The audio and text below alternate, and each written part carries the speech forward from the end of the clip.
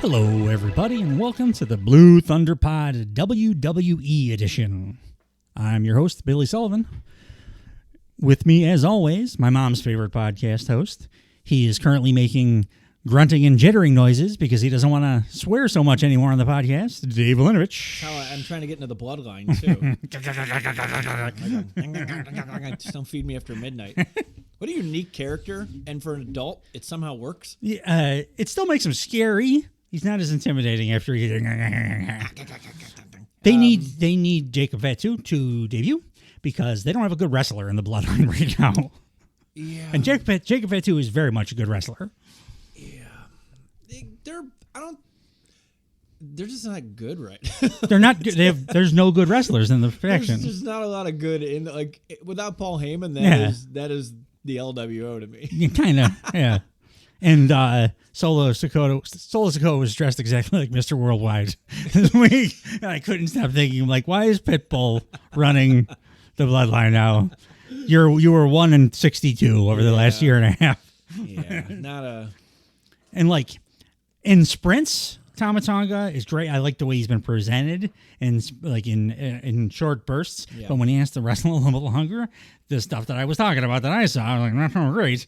And the reason he does the grunting thing, I wasn't kidding. Like, he used to say fuck every 3 seconds in NJPW because you could just do that because it's not their language. Right. So every one of his promos was like littered with F-bombs. And now he can't do that, so he's like, silent would have been better. Like, it was better when he was like doing the Blanca kind of fired up thing. Yeah, it seems like he always has 4 nicotine patches. Yeah, at all times. Yes, but if they do eventually debut Jacob Fatu, he is pretty awesome. So something's got to be awesome in that group because.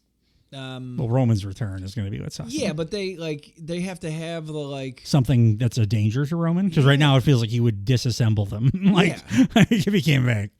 Like with Rock, maybe bring him back at the same time. They have 3. They just signed 2 guys from New Japan. Well, Jacob Fatu he's like Rikishi and Umaga's nephew, right. And he's an awesome wrestler. I'm sure they're going to put him in, and he'll be a real legit. He's like an Umaga guy. Has Tongaloa fought yet? Not here, but I've seen here, him. yeah, like in WWE. Like, he's not great either. He's fine. Just like these guys Solo. He's fine. What are they doing here? I liked Tama until this week. I liked how he was presented and how dangerous he seems. I like him. Yeah, he's at least bringing energy. He's a little entertaining. Right. I don't know what the other guy does. The grunt thing made me laugh, and that's not what he was going for. No. So, you just can't feed him. The other dude, he does mediocre wrestling matches. Oh, good. Good. Solo's learning how to talk though a little bit. That's good. I mean, he might as well because he's stuck in this leadership. Dude, that whole place has the vibe that.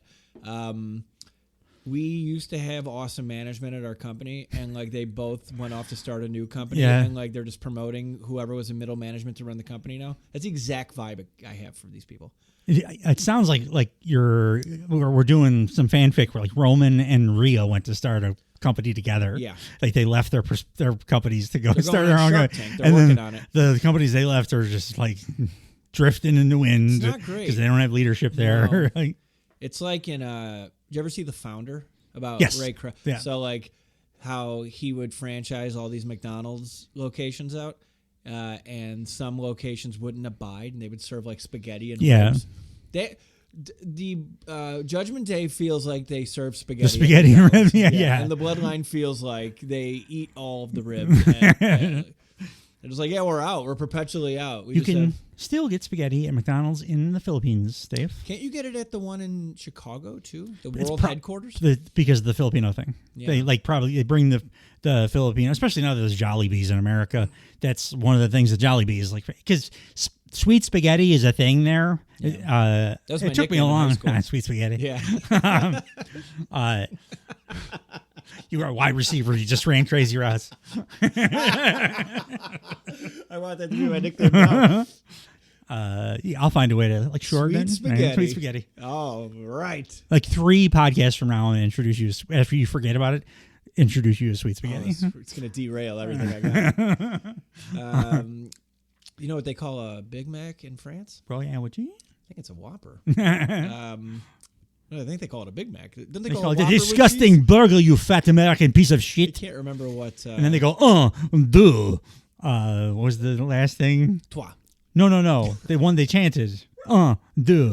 Simplemente duh. Simplemente duh. Do. Simplemente duh. I'm impressed you remember. They said it a billion times, and it was my favorite crowd wrestling show like ever. You seeing the ghost that lives over You there? see ghosts? Our mascot Rocky is barking into the middle distance. It's either a cicada or the ghost of a long gone farmer who used to live on this land. Probably a cicada because I do. My house butts up against a goddamn forest preserve. Yeah.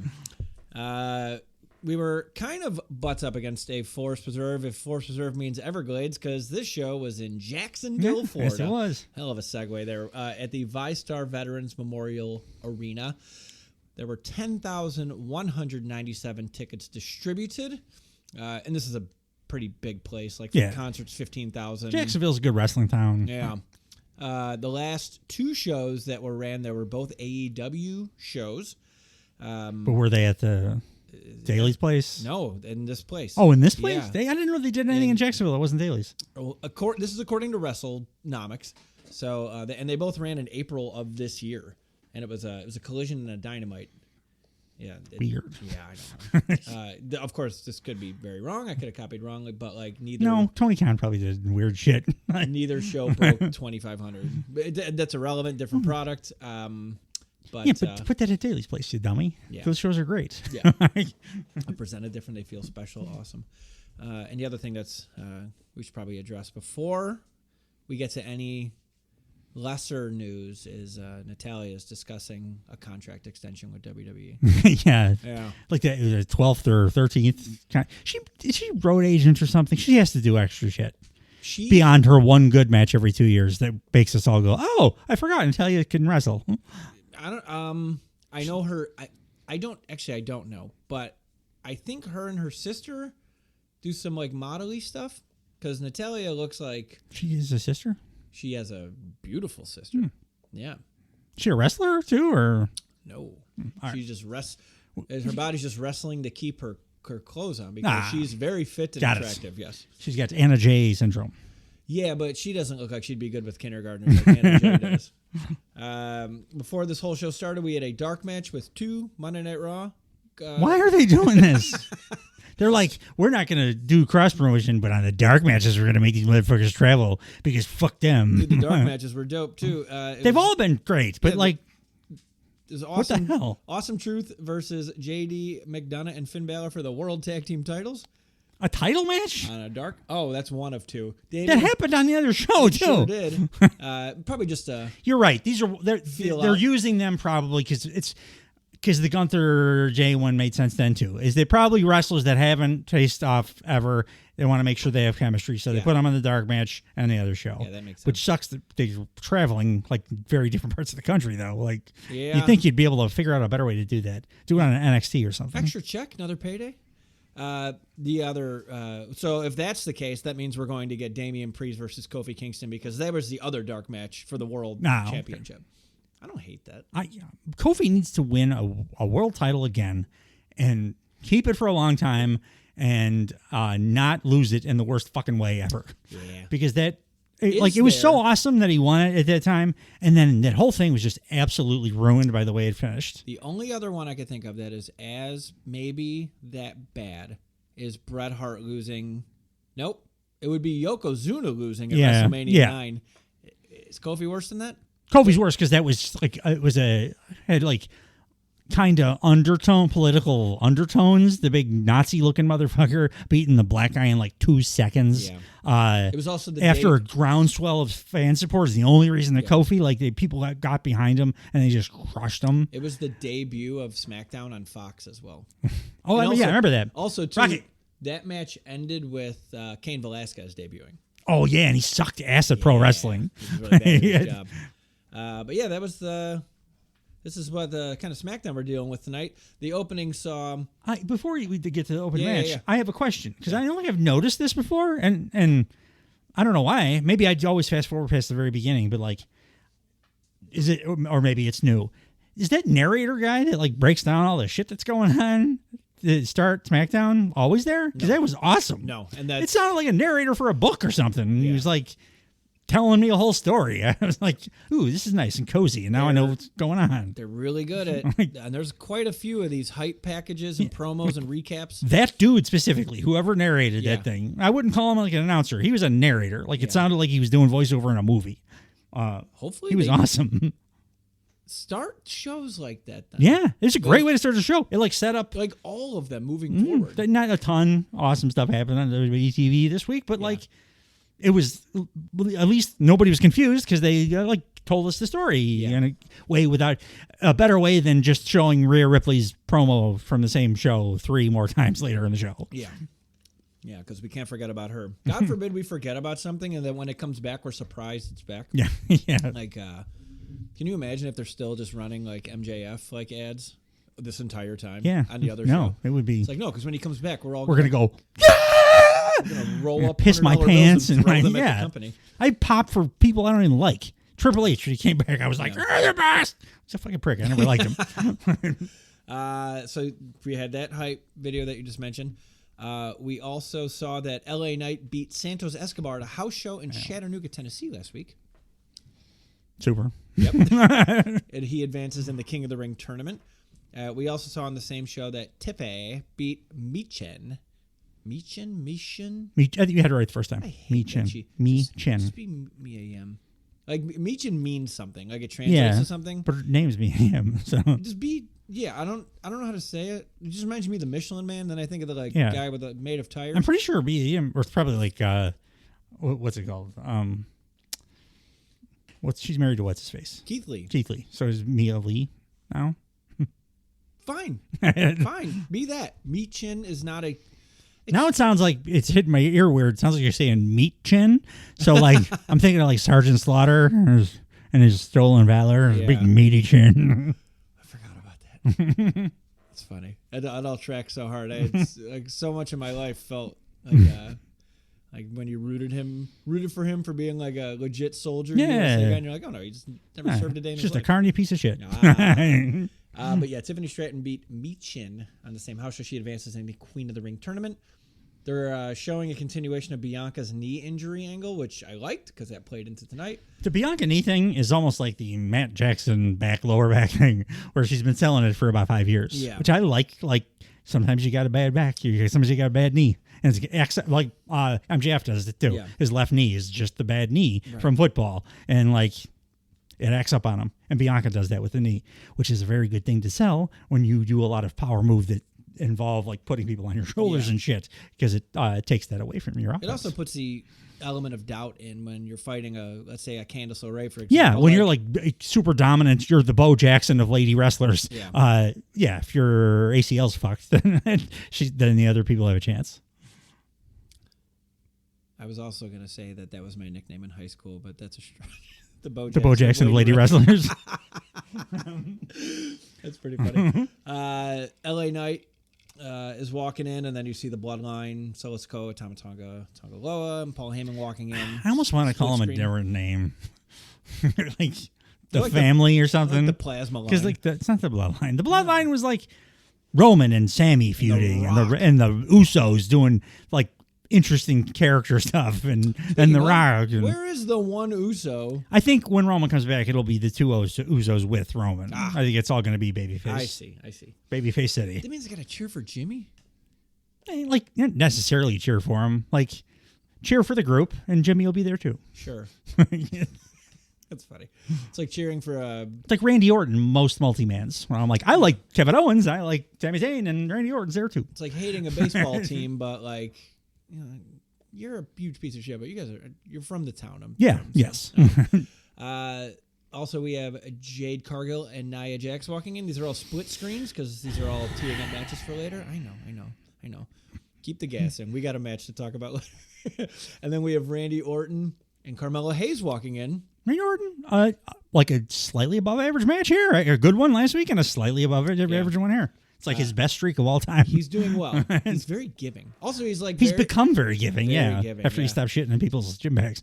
And then I like that. That's the line of demarcation. For you. Like, Well, 'cause, like, it's like BC. I just and AD. happened to hear like multiple different stories of times that he did that. Yeah. So he is the shit in your gym bag guy in my head. So I'm always gonna like reference. I mean, it. that's fair. It's a very unique thing to be. Imagine somebody like you open your gym and somebody shit in there. Yeah. I would want to stab a motherfucker. Yeah. Like, because those are clean clothes. yeah. Come I back just from don't a want to like workout. see the shit, even if I have nothing else in there. Yeah. I got to throw my bag away now because there's shit in there. Yeah. Like, It's an excuse to go buy a new bag, though. That's a fun day.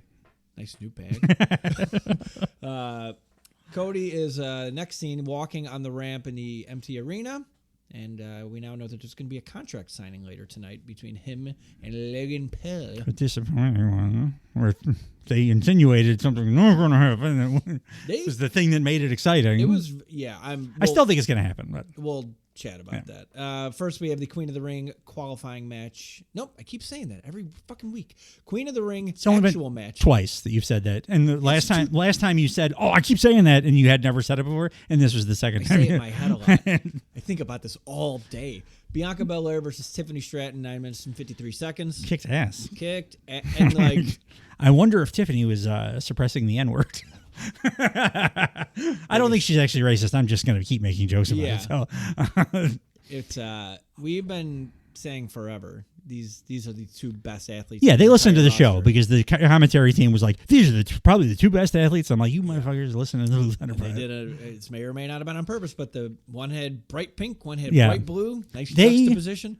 Not just like athletic, they smashed the shit out of each other. They were hitting like a FTR match or something. Yeah. It was like every strike was bam, bam, bam. Like it was an awesome match. They can't do this with other people. Yeah, no, because there's no other athletes in the company.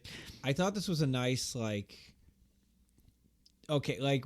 remember before they fought at like WrestleMania 14, like Stone Cold and Shawn Michaels fought at like a King of the Ring. Yeah. And we're like, okay, this is good. Yeah. This could be better. And like in a few years, we're like, holy shit. Yeah. Like, minus broken back, like that should have been fucking amazing. Yeah. But like there's little twinkles of that throughout wrestling history. We're like, oh, I've seen, or when Brett and Shawn had like their first ladder match like on Superstars or something, and then they became Brett and Shawn. Right? My hope is that Moxley and Takeshita were a newly minted Takeshita a couple years ago. And hopefully that turns into something badass. A discussion we had on the AEW edition of Booth Underpod, dropping at the same time as this one. Go check it out. Take a listen. We'll say we said this at the end of last episode of the AEW episode. We'll say it near the top of this one. There are two pay-per-views this weekend. There is AEW Double or Nothing, and there is WWE King and Queen of the Ring. King and Queen of the King Ring. and Queen of the Ring. And, This weekend's events made King and Queen of the Ring much less interesting to me than it was a week prior. I can't imagine why. I think it has something to do with a lady who picked up a Debbie girl. It's the anger. That's the disappointing head shake of a father, like when you get a D+ on a test. We'll get to it. But we are doing a standalone episode for picks for both shows at once. So that'll be, if you see like a short little 20-minute episode. Exactly. That'll be for that. I will win the belt. I will be defending my Booth Underpod Good For You championship, and I look to extend my reign. I have not defended it since April. And this one, well, it's Big Fours. We're only doing it for Big Fours. I won it in April. This will be a video going up to our YouTube channel as well, which will be linked on bluethunderpod.com. Because I finally kind of figured out cameras and lighting a little bit to the point where it's not terrible and embarrassing. So for like the Turnbuckle Time Machines and for when we do our picks and stuff, so you guys can see the belt. I'm excited. It'll go up. I'm excited to show off my genius representation in physical form of that belt that I'm looking at right now. So Wade Barrett at the start of the match says the two best athletes in the female division. Duh.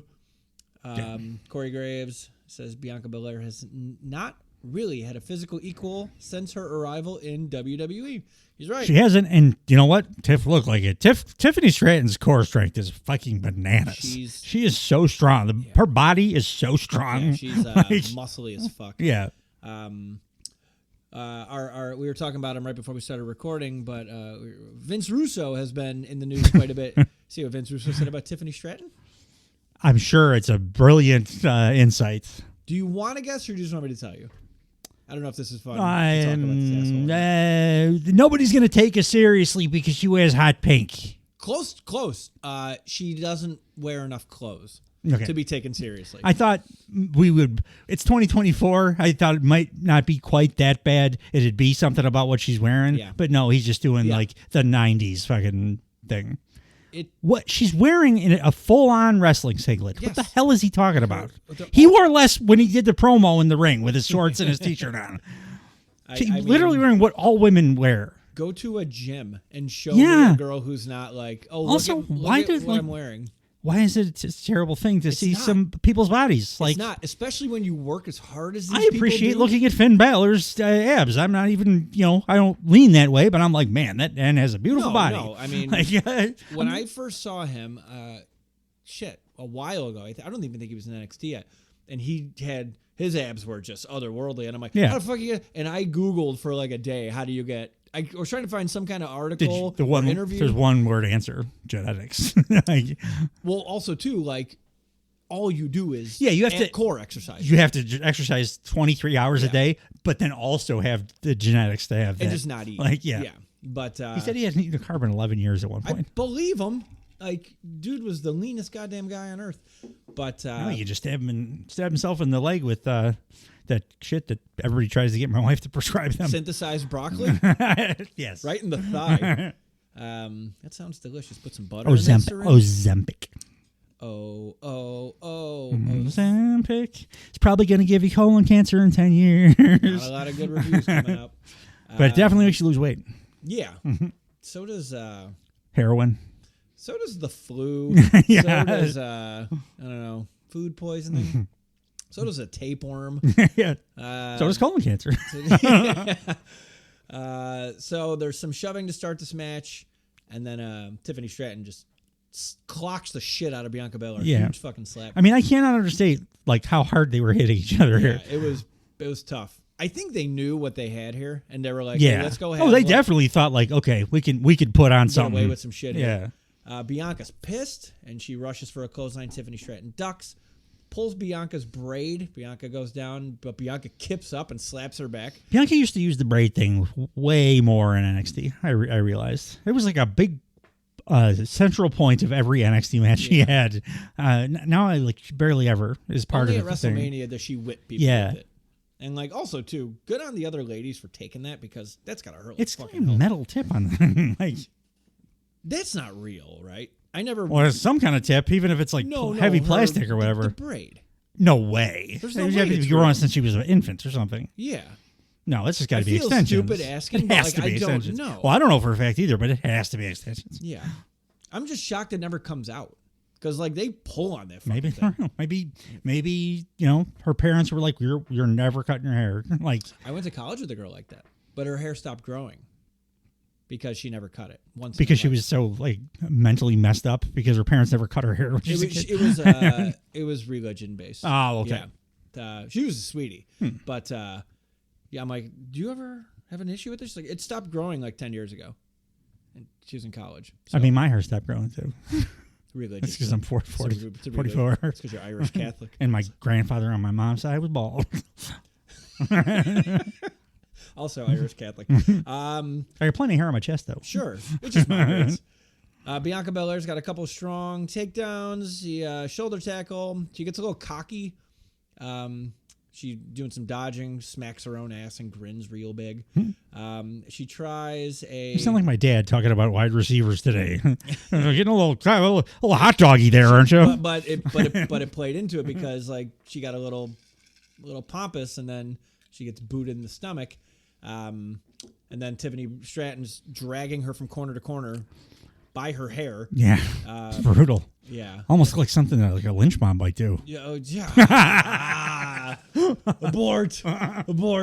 Tiffany Stratton goes for a standing moonsault flip, and Bianca Belair turns into a gut buster, like right on her right knee. Good. There's so many shitty gut busters out there. This was a awesome one. Yeah. And when you see a good gut buster, it looks like, you would do that sound and then not be able to talk for like 20 minutes. Yeah. The only bad part was she did it with her right knee, and then she starts favoring her left. Yeah. So like, I get it. Like you can't sometimes. Nobody's perfect. No, and that's a minor down. Like, you couldn't get your fucking knee up fast enough. Hey, how about this? Your left knee's injured. You can't get it up in time, but because you tried to get it up at all in the first place, it hurt it just by trying to move it. You very often hurt your other leg when you're favoring an injured leg. Just saying. Springboard handspring moonsault. Only good one ever. Yeah, no issues with the knee there. No. That was fine. But it looked fucking great. Bianca does she's got Tiffany Stratton in the corner. Bianca's doing the 10 punch to her face, and Tiffany slips out, grabs and pulls the braid, and Bianca pulls her face in the middle of the turnbuckle. Tiffany Stratton rolls outside. Bianca goes for a chase, and she only steps to the apron. So, like, Bianca's in the ring, and she's about to step onto the apron. She only steps out with her right leg. Tiffany Stratton grabs her braid and pulls her back with her left knee stuck in the middle rope. Yep. Little shit like this, dude. Little shit like this. And she's yelling in agony, right? So she's selling the shit out of this. I took a ton of notes in this match because they did a bunch of shit correctly. I would. I'll never get the 60 version in WWE. I would give them a 30-minute Iron Woman, like, as soon as I can. Yeah. They could go like MJF and Danielson did, I think. Where they can just do what they're doing here almost indefinitely because they're incredible athletes. Not much. They didn't look like you were even winded. No. And they were like going hard. So I really would like to see an Iron Woman match. Yeah. I'd watch an hour, honestly, but they won't do that on WWE. Yeah. Tiffany Stratton throws Bianca out of the ring. And then she throws her knee first into a ring step, and there's more screaming as we go to commercial, like nice cliffhanger stuff. When we come back, they're both in the ring. Tiffany Stratton puts Bianca Belair in a last chancery minus the chin lock. I had to it took me a minute to figure out what the fuck that was called again. But again, it looked effortless. The French chancery is just a French chin lock, right? Yes. It's like DDT position. Yeah. Last chancery was Austin Aries. Yeah. Yeah. It never looked effective. I'm like, what are you pulling on? I can't quite figure it out. Yeah, and then we saw again. Not only did we see the Tiffany throwing Bianca's knee into the ring steps before break, but we see that she slammed her knee into the ring post during the break as well. So Tiffany goes to lift and slam Bianca's knee, but Bianca stays vertical, kicks Tiffany out of the ring. Tiffany goes to slam Bianca's knee into the ring post again, but she gets pulled face first. And then Bianca does a shoulder tackle, body slam, fall-away slam. Her suplex. Fall-away slam looks so awesome. It's so hard for a woman to do because it's just where your strength is on a female body. Yeah. And she does it like effortlessly. And look who she did it to. Yeah.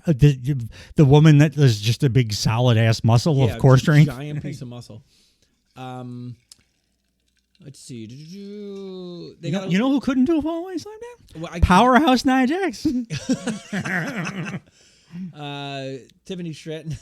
How fast do you think Jade Cargill Nia Jax arm wrestling match would last?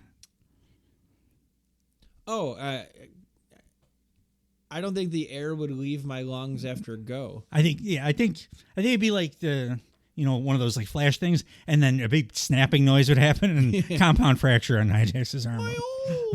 But she was the powerhouse in that match, Dave. She was the powerhouse. Tiffany Stratton's so strong here, she has to keep checking that her boobs are staying covered. She keeps pulling her top up. I'm like, you're giving credence to fucking stupid Russo. I really don't think she wears a revealing... I'm not giving credence at all. No, I'm kidding. I know you weren't. No. But I don't... Does it feel like she's wearing revealing clothing at all? I was thinking this when I... It's wrestling. They all wear tights. When Lyra Valkyria was wrestling on Raw, I'm like, oh... She has like little lacy booty shorts on, and I'm thinking, what did girls wear in the Attitude Era? Darby Allin wears old booty shorts. Like wrestling's supposed to be sexy too. But relative to when it was like when they were like having like matches in their underwear. Oh, with the rape vibes, you mean? Right, but it was either like they're wearing like tights and like pants, or like their underwear. Yes. Now like they're just dressing how they're confident, man. Exactly. And like 90% of our favorite male wrestlers wore little underpants the whole time. I just never get the argument like if you want to like if you do a shitload of hard work and you want to not wear a shirt or you want to have half your ass hanging out. It's pro wrestling. Your body is a big part of the presentation of your body is a huge part of this. Yes. That's why Ravishing Rick Rude slowly showed off those abs all the time because like that is a third of your presentation. Yeah. So you can't wear like Mick Foley clothes if you are shredded. No. Nor do you want to. No. Like, that's a big part of the reason you work out. Yeah, it's wrestling. Watch a match from the 50s. Those guys were wearing little tiny, like tighty whities too. Yeah. But also, none of them were actually in shape. They were in 50s shape. They were like the strongman. You couldn't see any like vascularity but they could like lift a house. Yeah. Like they were farm. But they were all 5'6" or something. Yeah. Let me see. Except Stan Hansen, he was a monster. Oh, of course. Tiffany Stratton goes for a swerve stomp. Misses. Yeah. Misses somehow. Bianca didn't move at all, but Bianca rolls her up. Bianca attempts to do a jaded. It's turned into a roll-up exchange. There's a KOD attempt. Tiffany Stratton fucking does a backflip on her feet. That was cool. It was Osprey-esque. And from there, she does the hip attack onto Bianca, onto the ropes, into a swerve stomp. Yeah. Best springboard attack. Best springboard back elbow ever. The only good one. I've said many times. It's great, and every other one has sucked ass. Yeah. In history, all throughout history. And this one has turned into a 270-degree German suplex. She lands on her fucking face. Bianca's dragging Tiffany into the ring. Tiffany's holding onto the ring skirt and pulled well into the ring. And That's the second time in 2 weeks they've done a ring skirt thing, by the way. Okay, if you're watching in the back, you're going to go, I'm going to do that. Like, I'm going to steal. Like, practically. If you're like in a fight, like, oh, that works. I never thought of that. Yeah, I saw what's his face do it. I'm going to try that. So it's going to be really popular for a second. It's like when everybody was eating Tide Pods. Ring shirt, ref pulls it back. Tiffany Stratton, because the ref is distracted because he's readjusting. He's cleaning up the ring because they don't have enough crew at the fucking building. The ref's got to do it, right? I got to pay real close attention. Yeah. Dust Bowl right here. Place for everything and everything in its place. Tiffany thumbs the eye of Bianca. She clips Bianca's knee, does a sliding clothesline. Can't get the W. Tiffany's getting a little frustrated here. I bought on that one, too. I was like, oh. Yeah. This was, the finish of this match was brutal. Yeah. Tiffany Stratton goes for a prettiest moonsault ever, and she jumps to the top rope, and she's standing there, not holding on to anything. And Bianca shoves her, like crotches her kind of, and then pulls her. Does women's genitals hurt if they get hit to them? Yeah, nerve endings are everywhere, motherfucker. And then she's pulled into a KOD for the win. I love Bianca's like power stuff, dragging people into the KOD from other weird positions. Yeah, always looks good. God damn it! It's the best match of the WWE weekend by or week for me by a lot. That's saying a lot because there was an Intercontinental title match. There's some good matches. I agree with you, but this was like a great match. And this was the first one. Yeah, I just said I want an Iron Man match. Yeah. I want it in like a year. Yeah. Like when. Yeah. I'm not saying do it tomorrow. I'd say build a program and like I'll take it blow tomorrow. it off with Iron Man. Let Tiffany get even more. Also, we saw Tiffany like be the most effective person at being creative and using the cell at Elimination Chamber. Mm-hmm. So if you give her a cage match, you know she's gonna do awesome there too. Yeah. I make these two like Hogan and Savage, man. They should be top of the division feuding for the next 5 years. I love it. And we said forever ago, once she got called up, it's like, oil and water. Yeah. Big time here. As long as Bianca's okay working with Tiffany since she's started the new QAnon chapter with Braun Strowman and AJ Styles. The Flat Earthers. The best workers will say if there's money on the table, let's go fucking make some money. The gay community. And he shall smite thee. You know what I'm doing, right? The AJ Styles. Okay. I know what you're doing. Yeah. The guy that I got to find that clip where I mentioned on the podcast before where a guy started cutting the King of the Ring Austin 316 promo and AJ got in his face. He didn't know what he was doing, and AJ got in his face. He's like, "You don't talk about my Jesus like that." And he like left the building. So dumb. How can a genius in the art of wrestling who lived overseas is difficult? Like he's so dumb. He doesn't have to be good at anything else. There's a guy in the world he knows more about fishing lures than anybody else in the world. Yeah. He has never seen a Scorsese. Can't read. No. I'm not sure AJ can read either, but He can read the Bible. Sounds like Yeah. he reads it a lot. Which is, if that's your thing, that's cool. But like, also, You read the Supercuts menu where you can get his soccer mom haircut. yeah. He has not gotten a haircut without a coupon in 20 years. Who called it a soccer? It was one of my favorite rips of all time. It was in a promo. I'm looking at it. I know what you're talking about. It totally is that. It was relative. We'll come back to that. I got to pray on that. But after. I'm not saying the Earth is necessarily flat. I'm saying it just makes a lot of sense. Do your research. Yeah. Sorry. God. Just keep flying east and see where you end up.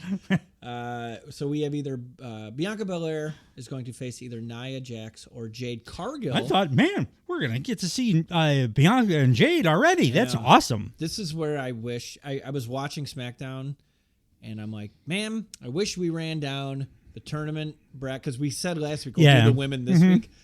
And I'm like, man, if we got to this point in the bracket, it would have been a fucking conversation. Yeah. But right when I saw this, I'm like, oh no. Oh no. How are they going to make Jade lose? But they're making Jade lose. I'm pretty sure I know why, and it's a stupid reason. I'd like to hear it. We'll talk. You want me to tell you now, or you want? We'll save it. Okay. We'll save it. You're excited. Because right after Kathy Kelly gets in the ring, asks Bianca if she foresees her knee being an issue moving forward. Bianca says, no, I'm not going to lie. My knee's not 100%. I'm not a fucking doctor, Kathy. Yeah. I just got back here. No, I don't have X-Men powers, despite what I physically can do. I'm not going to lie. My knee is not 100%, but I didn't become the EST by making excuses. I show up and I show out every single time. I'm the strongest, the roughest, the toughest, the quickest, the greatest, the best. And then there's EST chants. And she goes, and next week, injury or not, nothing is stopping me from becoming queen of the ring. She talks like a human. I like it. Yeah. Right? Very like Muhammad Ali-ish, like just hitting like all over like catchphrases. Yeah, like she's doing a thing, but it's more like poetry than like a scripted wrestling promo. And not talking shit, especially, but just like self-hype, man. Yeah. Hyping herself up. They're doing such a great job with the babyface thing with both Jade and... I thought Jade was going to be impossible to do babyface. Yeah. But like one match with Piper Niven, I'm like, oh yeah, no, you got it. This match did a lot of damage to not only Nia, it did some damage to Jade as well. We'll get to it. I had some gripes with this one. Some. I got one big one. We had a recap of the Cody and Logan segment from last week. We see Logan Paul walking into Nick Aldis's office as LA Knight is walking out, and they have a fun little stare down. And then we have Military Appreciation Month. Nice little commercial for that. And do they still go to bases ever? They used to all the time. I don't. Well, what they've been doing with the Tribute to the Troops shows is they just have them like come to the locally where I think they fly them too and kind of take care of them. No, that was cool as fuck when they used to go to Desert Storm and stuff. Nope, not Desert Storm. That was in the 90s. But they would go to bases and they'd be like wrestling outside and stuff and so they do it with the USO, and in the commercial we see this is the most lucky group of soldiers that ever existed because they get time with Chelsea Green Montez, Ford, and Angelo motherfucking Dawkins. What a party! I would have. All three of them. Like, that's awesome. Angelo Dawkins. Best personalities in wrestling. Yeah. You got to hang with the greatest, wrestler of the 21st century. Backstage, we have... he should go to AEW, and then he can join Shane Taylor Promotions and be there heavy, and it would be great. He should beat Cody. And then they could win. He could win the world title. Yeah. He can go anywhere and do anything. He can. The world is his oyster. After Drew beats Punk, Angelo Dawkins should also beat Punk. He should beat Roman on Roman's first day back. Yeah. And, like, you see him coming in through the parking lot, and Angelo Dawkins just pounces The bell rings, and he just hits him with like a fisherman suplex. 1, 2, 3. He's the new Bloodline leader. He's definitely better at everything than the current Bloodline people are. He's better at everything than everyone on the show. I can't get over. Like, I wish this was hyperbolic. I fucking love the guy. He's incredible. I agree. I'm like right there with you. Yeah. I feel the same way when I'm talking about Willow. Like, I think she is like maybe top 5 wrestler on earth. Yeah. Like, she's great at everything. Yeah. 5-tool players. Yeah. Backstage, we have Byron Saxton and Jade Cargill. Byron asks in regards to Nia, how are you? But can Byron do a little squatting? He's like 3 inches taller than Jade. Jade's whole thing is her image. Yeah. Do the thing that what's-his-face used to do, Tom, where he would get down a little bit when he's too tall. Byron's like 6'4" or whatever. Get another lady to interview her. They have 2. Yeah. Get Kayla Braxton. She's shorter. Yeah. Right? She feels shorter. She's got to be shorter than Jade. No, than the other one. Yeah. Whose name is escaping me. Which one's Bray's sex? Kathy Kelly. That's JoJo. JoJo Offerman. I like all of their interviewer girls, like mixed race, black, white women. I mean, they hire knockouts. So and their ring announcers. They found a formula. They're all beautiful. Yeah. I mean, mixed race kids are the best. They're healthiest, like objectively the healthiest, because you get the genetics from different parts of the world. Yeah. But they do have a look. They all have a look like those jobs in WWE. They hire well. Asks Jade, Byron asks Jade in regards to Nia, how are you preparing for someone who is so dominant? And Jade Cargill says, I heard all about Nia. She's one of our best. I'm going to hide her donuts. She's going to lose her mind, get counted out. Because then she's going to like hulk up and go into rage mode. She's one of our best. A beast. The best what? The irresistible force. Maybe she's really good at Street Fighter 6 or something. But to Jade Cargill, she's just in my way. She's in everybody. She's all the time. She's in my TV way. It's the origin of I can't think of it. It was like a Yo Mama joke from like 30 years ago. I can't remember it. Damn it. That would have been funny. Roller and flour, look for a wet spot. That's the one that like persevered. Persevered. Or when your mama's sitting around the house, you're really sitting around the house. That was a good one. That's more. I was going for it. Bianca walks in. Jade asks how her knee is. Bianca says it'll be fine if she has to stand in the ring across from her next week, meaning Jade. And Jade says, let's just take it one match at a time. Something I noticed, it stood out to me here. When Jade is doing the promo part of this, she's still not very good at promos. As soon as they started acting and having a conversation, she sounded awesome and was a very good actor and sounded totally naturalistic. Yeah. So I think she's probably going to end up being a pretty good promo too. Because the conversation was like, oh, this is way better than like when Damian Priest tries to talk to people. Like, she was very good at that. I don't know what you're talking about. Damian Priest easily top 5 promo of all time. Deep voice guy. It goes like in order from like 5 to 1. It goes like MJF, Damian Priest, and then probably Ric Flair. Yeah. I don't think Damian Priest actually speaks Spanish. I think he knows like 4 phrases and he uses them all the time. Well, did you know he's from Puerto Rico? No, I didn't either. They did a recap of the Bloodline segment about Solo being in charge last week. Backstage, we have the Bloodline. They did not address why he is dressed like Mr. Worldwide. No. With his black gloves and his red suit. He's been watching like a lot of like Camp Cornette. Yeah. Like clips, like a lot of red. Like, we get it. Like, the red's supposed to be like the subtle touch. I know he mentioned it on the other show. Not your whole suit. Yeah. Yeah. No, that's like an alternate outfit, like in No Mercy. Yeah. Like on yes. Yeah. Tama Tonga, I wrote, Tama Tonga's apparently a velociraptor. Just makes reptile noises all the time.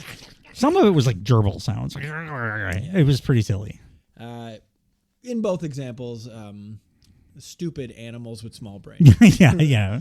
Just have him pacing around being angry. You don't have to have him make noises. Or if he's going to make he can't say noises, fuck on American TV. Just keep him in a cage. I would like that more. Yeah, well, because it'd be something. Yeah. Like, they have been presenting him real well. Yeah. I really, really didn't like that super close-up where we opened on the shot of him doing a stupid chipmunk noise. I'm like, what the fuck? You just dropped to like 80% in intimidation factor. What if he's just always got popcorn seeds in his throat? That sounds like a hellish existence. Yeah, but I would be this mad too if I was just constantly having dry I'd be like, kill me. Kill me. Either kill me or let me win King of the Ring. The way give me a tracheotomy, please. My favorite way to get a popcorn seed out of my throat is to win a King of the Ring. Have Gunther chop me in the throat. There are worse solutions. Solo tells Tama and Tongaloa and Tongaloa to go because Paul Heyman walks in. These names are going to get kind of difficult, especially, I don't know what they're going to call Jacob Fatu, but it's probably going to be some kind of Tima. I had a hard time with Skeeter and Scooter on the Muppet Babies. This is going to be rough. Paul Heyman goes, Solo, have you talked to him today? And Solo says, all the time, wise man, all the time. He's like very clearly full of shit. Yeah. It's not. If this is supposed to be deceiving, they're doing a terrible job. Yeah, well, that's the only thing I'm like, well, I'll let it play out. But, like, Heyman knows he's lying, right? Because he has to, because he's Paul fucking Heyman. Yeah. He's like the best liar ever, and he is very, very smart and perceptive. So what like, I think is happening is Heyman knows that you can't reach Roman, I think he knows that Roman's in the forest or something. I think he's been in constant. What's going to happen is I think he's been in constant contact with Roman, and Roman's telling him, slow roll this. Yeah. Be a good actor that you are, and let him think he's in charge. And that's then good call.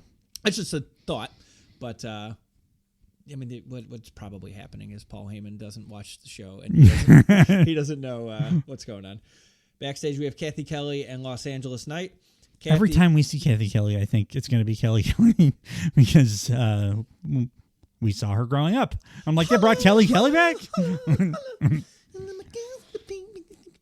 The most intimidating theme song in the history of wrestling. And she was a victim of a number of people. I've heard rumors while she was there.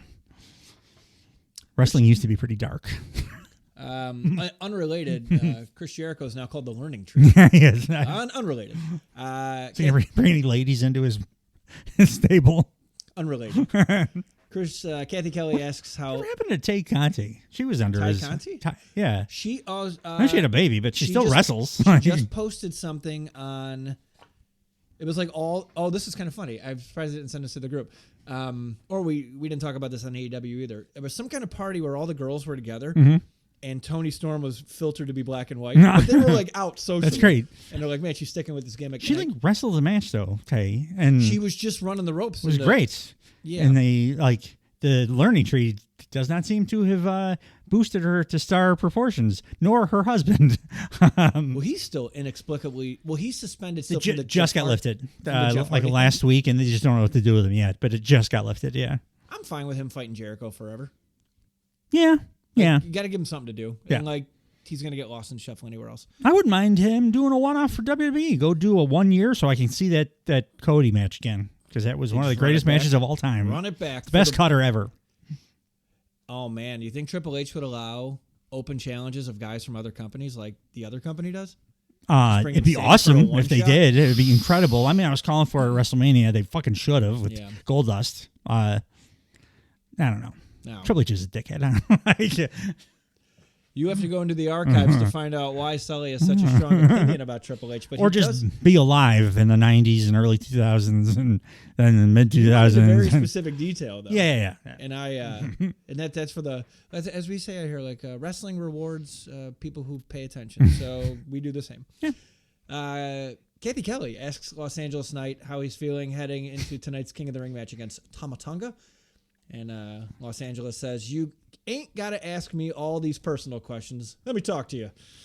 You talk about... I like to let me talk to you. Those were not personal questions, though. No. It was just like, how you feeling? No. How you feeling about your match against Tama Tonga? It's all personal, isn't it? What's your blood type? That's good. Well, yeah, ask somebody on the street, how's your day going? How's your iron intake? It's a little personal. Why is your hairline better now than it was 3 weeks ago? You talk about King of the Ring. You talk about Tama Tonga. You talk about the Bloodline. Bloodline ain't looking quite like they used to. I don't know half these guys, but old Tommy Tonga. I'll tell you what. Tonight you can get yourself introduced to a BFT, and then I'll move on and introduce my head to that crown at King of the Ring. Yeah. I would have said crown to the head. This motherfucker. Introduce your head to the crown. Such a great promo. He's very, very he's awesome at this kind of thing. Yeah. Let me talk to you and then do my catchphrases. Yes. He hits those. It's like very 90s, like boom, boom, boom. Yes. He's very good at that. He can't do banter like Drew or Punk or whatever. No. But like this kind of thing, it's great. Yeah, you're 100%. I'm pretty sure they pumped in the LA night though, because it was like louder than all of France show. I think I write later. His match is next, but there's a part. I'll cover it because it's in my notes. I don't want to spend too much time now. Carmelo Hayes walks in. Carmelo Hayes says, "Hey, what's up, man? I just want to give you the opportunity to welcome me to SmackDown. Considering the fact that I was a first-round draft pick, he should be the first-round draft pick. No big deal. Not a first-round draft pick." No, because the first round had 58 wrestlers in it. One exists. There's one first round. Yeah. Anyway, no big deal. Yeah, it is. Los Angeles says, you know what? You're right. That is a big deal. I'm thinking about it now. What if he's actually Los Alamos? Knight. I'll toggle it. I'll ping pong it. I'm thinking about it now, and I don't know if I agree with this necessarily, but a lot of people look at me and they say there's a certain thing about you that reminds me of Tom Brady, and I say, okay. I don't know what the fuck they're talking about. Maybe you're right, but let's say that is right. Who was the first draft pick the year Tom Brady was selected? Yeah, I don't know his name either. That's your first mistake. The second is looking past Randy Orton. Most football fans I know who. Yeah, if you look, give me the year, I can probably remember. That's a pretty important piece of. Yeah, there's not been a very many number one overall busts. Yeah, they're almost always really good. That's like the most famous example of. Yeah, but he wasn't like that good in college. It was no, but the point is like that's not. That felt like he was trying to get like this big gotcha trivia fact. And it's the only time it's ever happened in the history of football. Yeah, it's also there's no Tom Brady was great right away when he was young. Yeah, like it wasn't a late bloomer like LA Knight. I don't know what Tom Brady's physical attributes were amazing. Yeah, LA Knights are not. Right. So I don't know what he's talking about. So Carmelo Hayes retorts. Since we're talking about sellouts, after tonight, the most important letters in WWE won't be RKO. They'll be HIM. And that should have ended there. Yeah. But Los Alamos continued. He said, well, look at that. Look who won the spelling bee with nobody saying it. Because nobody's going to say that stupid crap. I'll tell you what. You want to hear something? You want to hear something for real? How about this? With everybody saying L-A Knight. Yeah? Yeah, he pointed, and then somebody turned up the Bose speakers. Now go and play somewhere. I'm busy. That part felt like a real sweaty rock impersonation. Leave that off. Like you said, it should have ended with the Carmelo thing. We get it. Yeah. You don't have to do all the things at once. Like, that's what makes catchphrases fun. It's like, oh, he didn't do it that time. Fuck, I'll probably come out later and do it later. Yes. Stone Cold says that's the bottom line one time at each promo. Yeah. Very end. Yeah, dude, we were spoiled. We grew up with the fucking watching the Stone Cold greatest and Rock, and then coming off the heels of Roddy Piper and Ric Flair. Even out of more like Hulk Hogan. That's an incredible promo, you know what I mean? Except for that one subdued one we saw at WrestleMania 9 when Lord Alfred Hayes searched him out in the men's room. It was a Coliseum. It was a Coliseum video exclusive. Yeah. So up next we have a King of the Ring match: Tama Tonga versus LA Knight. 8 minutes 43 seconds. And this is where I wrote, why doesn't the crowd yell yeah after LA Knight's music says his name? Oh, that's right, because it's piped in bullshit. Yes. After they say his name when he's introduced, you'd think they would do it. It should be Pavlovian. The match starts. It is with me because I hear it on TV so much that I just say it. Yeah. And I'm not even a fan. No. You'd think they would do it in person, but no, like you said. No. It's a big organ. You're sitting there and you're preparing a flatbread, and you're just like, yeah. Yeah. Now you know my SmackDown tradition. It's making flatbreads. LA Knight starts with a bunch of Dusty Rhodes punches and a back elbow. Tama Tonga reverses a body slam into a sleeper hold, and then LA Knight breaks into a corner. Breaks it in the corner, then again by flipping over his head. A bunch of We Want Roman chants at this point. Who's a better wrestler, LA Knight or The Miz? LA Knight. Do you think it's that? Like, it's that cut and dry? Yeah. Because I was like, I don't know, man. LA Knight can do he's stronger. His 5 moves of doom way better. He's more fluid. He looks more believable. Even though he botches some things sometimes. That's what I'm thinking. He botches more than The Miz. But he's faster. In The Miz really has one believable move. It's the kick he stole from Danielson 15 years ago and just has been doing it nonstop. And it doesn't. He did it this week. He did the shit out of it. I misspoke. He doesn't do that well. He doesn't lay it in like he used to. No. And especially when you can flip channels and see Danielson caving people's ribs in. Yeah. But that, he stole the move from maybe the greatest of all time. And that's really the only notable move he has. But he never hurt anybody. And his matches usually are pretty smooth. LA Knight's matches are wonky as shit a lot of the time. Yeah. I mean, Jeff Hardy's a better wrestler than both of them. I mean, he hurt everybody. Yeah, that's true. Yeah. And also, too, I'd rather watch...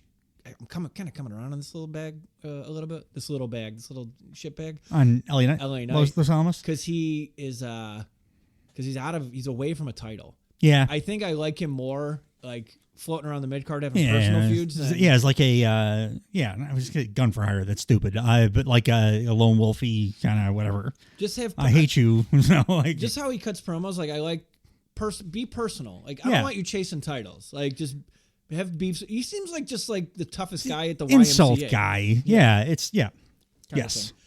LA Knight, he's thrown to the outside in front of the bloodline, pauses for a second, looks at them, and just like runs back into the ring, which I thought was a very intelligent move. There's 3 fucking guys out there. Or no, there's two other guys. Because then Heyman sees him and like he puts his head down. Yeah, and, the like, wise man's not doing anything. But the 2 guys are big, scary Samoans. Yeah, they're big bad dudes.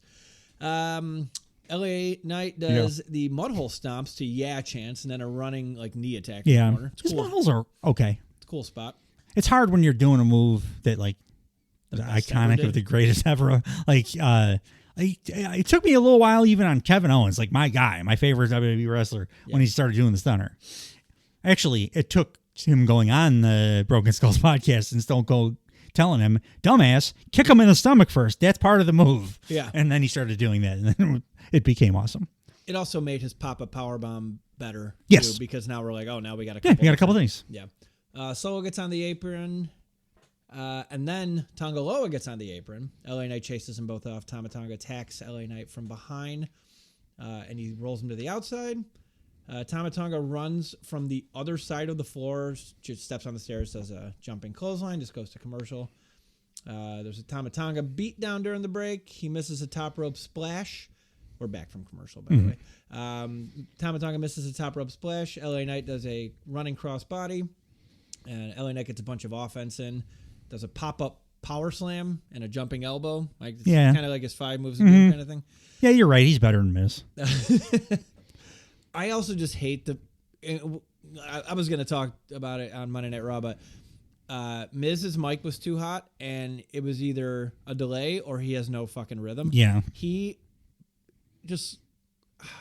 It looks like a Big Brother program. It's like not a good straight man for a funny guy. No. You're right. It seems like a handler for a guy that's like having some troubles. Not even there's nothing enjoyable. You need like a Lance Storm-esque character. Yes. Not the Miz jamming it up too, because it feels like, oh no, my little buddy's going to get hurt if I let him go out on his own. Yeah. Like, that's not what he's doing. No. He's like a 30-year veteran wrestler doing a joke thing. And he can't he's not music. I'm really hoping it was a delay in the mic, but like he was off just enough. His rap's been terrible for his whole career. For me to notice. And like, because R-Truth sounded correct, and like he always does. Yeah. Like, and he has fucking rhythm, and like I don't know. And Mrs. outfit's fucking stupid. Change your gimmick again. LA Knight all day. Yeah. Change his gimmick to a show that's not a wrestling show. Go do your dating show with your He's wife. good at all kinds of that kind of stuff. Host like 7 game shows. Yeah. I bet you would be the biggest, or Carson Daly, be the new Carson Daly. He could totally do You know that. what they never did in wrestling that would be good for him? You know, like in confessionals on reality shows? Why don't they ever do that? They should. Have him just be a guy like where he cuts promos in a confessional. Here's a weird reference for you. 2 nights ago, Marisol and I watched the Woodstock 99 documentary on Netflix. How good. It's fantastic. Yeah. Did you notice the first person they show? It was The Miz. The Miz. Yeah. Skinny ass Miz. I'm like, oh my gosh, The Miz. Yeah, so he was drinking just what they called water, and the rest of it was called urine the entire weekend. What a bunch of shitbags that ran that. What? Like, And then they 250,000 people, and let's get like Corn and Limp Bizkit. Like, what are you doing? What do you think's going to happen? Let's give them fire. $5 waters. Yeah. When they lasted. Yeah. Small plug for Woodstock 99 now, streaming on Netflix. 94, actually pretty cool, but they didn't make any money, so they had to fucking change everything. And that's fine. It's one of my favorite sets ever. It's the Green Day Mud Fight. Oh yeah, it's awesome. Great set. LA Knight does like he does like a weird hand thing, like to set up his BFT. It looks like he's directing like a bloodhound, like to go look over there. I'm trying to like I was going to try to explain it to the listening audience, but it's like, give me some skin 1970s like Chevy Chase when they. I don't even know what to just. It doesn't make any sense. It looks like you're doing a magic move, like you're gonna Undertaker's lightning somebody or something. Like if I had Flint between my hands, like I'm trying to start a fire. If you were an X-Men, like. But anyway, Tama Tonga goes to the outside. LA Knight does like it's not a baseball slide, but it's like a drop kick / baseball slide. Throws Tama Tonga back into the ring. I can't quite do a drop kick or a baseball slide. Yeah, it's a little bit of both. LA Knight and Solo have some words, and then we see Tama Tonga hit pay dirt for the W. Yeah. After the match, we're going to see Tama Tonga either face Randall Orton or Carmelo Hayes. Cool. Yeah, Tama, like I said, he's limited, but his intensity level was good here, and they had him do only a few things, so it made them look impactful because you get the win off of one move, basically. Right. We have a promo for WrestleMania 41 next year. It's in Las Vegas, Nevada. According to The Undertaker. Yeah. He blew it, didn't he? Yes, he did. What an ass bag. Backstage, we have Los Angeles and Carmelo. Los Alamos is walking with Charles Robinson. He's rightfully... Charles Robinson, by the way, the referee in the match, and LA Knight's complaining to Charles Robinson, rightfully so, that it was 3-on-1. Carmelo Hayes walks by and says, couldn't get the job done. LA Knight says, you're still talking. Ha, that's cool, man. And then he shoves Carmelo Hayes. They have words. Charles Robinson kind of keep him between them, and then Jamie Noble has to come. How is Charles Robinson still a ref? He looks good, too. He does. Yeah. It's like the Sandman. So like I went back in time or something. Little Nate was like 1989. Yeah, he must have been 13 when he started. Like during the Monday Night Wars, he must have like been. 3 eras of Hebners have died in the time that Little Nate has been reffing. He's just siphoning the blood of younger refs. This is a long segment that I was really bummed when it was going on and wasn't any happier when it ended. It was the contract signing between Cody Rhodes and Logan Paul. Oh, yeah. I fast forwarded past almost the entire thing. Logan Paul wasn't very good here either. I had to write the whole fucking thing down. This is bad. Dave, you can give yourself a skip break every once in a while, and this would have been one of those opportunities. It was so much dialogue. Our listeners don't give that much of a shit about this bad promo. It's amazing how good they were last week and how this was. Yeah. I mean, why did Cody bring up War Games? It felt like they didn't even... I hate scripts, but usually what they'll do is they'll meet backstage and be like, all right, I'm going to throw this out. You can hit me with that. Okay. This played out like they were entering from opposite sides of the building and saw each other for the first time when they got to the ring and had no idea what either guy was going to say. That's bad. Nick Aldis introduces both of them. There's a lovely presentation with a table and a place to put both of their titles when they get out there. Logan Paul comes out with 4 guys. 3 of them are in Prime hoodies. 1 guy has a suit and a briefcase, and this guy looks like he never put his. He looked like a homeless transformation kind of guy. And they just had a stock suit. I had a thought here. Logan Paul needs to, because he's established that he's a sycophant to YouTube people. Yeah. They need to just go grab some indie talent or some NXT people that aren't not on TV barely at all, and then put them on a ancillary Logan Paul YouTube channel for a week. And then they can be his people that hang around with him, and we'll pretend that they're just YouTube people, but they're actually trained wrestlers. That's what I want. Makes a lot of sense. Yeah. Also, that's multi-platform. Put them on Impulsive. Yeah, and then you get more people on TV. God damn it! I should book a wrestling show. If I was a billionaire, son, man, it would rule. Sully Khan. Sully Khan sounds like you're fighting Superman. Cody Rhodes. Comes out next. Suit looks fun. I said Cody Rhodes' suit looks like he wears suits to go swimming. Yes, he does. He looks awesome in suits all the time. He wakes up in the morning with a perfectly pressed, crisp suit. So perfect in suits. And he's really getting hard to dislike. He's high-fiving kids. I love him. Love him, but he's hugging special needs kids. Yeah. Signs an autograph right at the top of the ramp. He gave some person blood, right in the aisle. They were dying, and he stuck a needle in his arm and transfused 3 pints. Cody, I hear there's some adrenaline in your soul. Can I borrow some of that? He made a championship belt for his dog. And so did I. Jacksonville, what do you want to talk about? I know that you love... Cody actually wasn't bad here. Yeah. I was surprised by how shitty Logan was. We'll do this then. I love this place. He's in Jacksonville, right? So little... Yeah. If you pay attention, I just need he did not overtly, but I did some special stuff here. Yeah. I love this place. You know that. It was brought to my attention, and I want to ask you, on this day 32 years ago, on this day, by the way, they're both in the ring at this point. On this day 32 years ago, on this day, Logan, do you have any idea what happened on these grounds with which we sit now? I didn't expect you to. Don't think you were born yet, but the reason I know and the reason for you not knowing is important. See, 32 years ago, the day, right here in Jacksonville, Florida, was War Games 1992. It was the Stinger Squadron against the Dangerous Alliance. It's widely considered the best War Games match of all time. That's awesome. We need to do that for the Turnbuckle Time Machine. I was looking at them. Time Machine.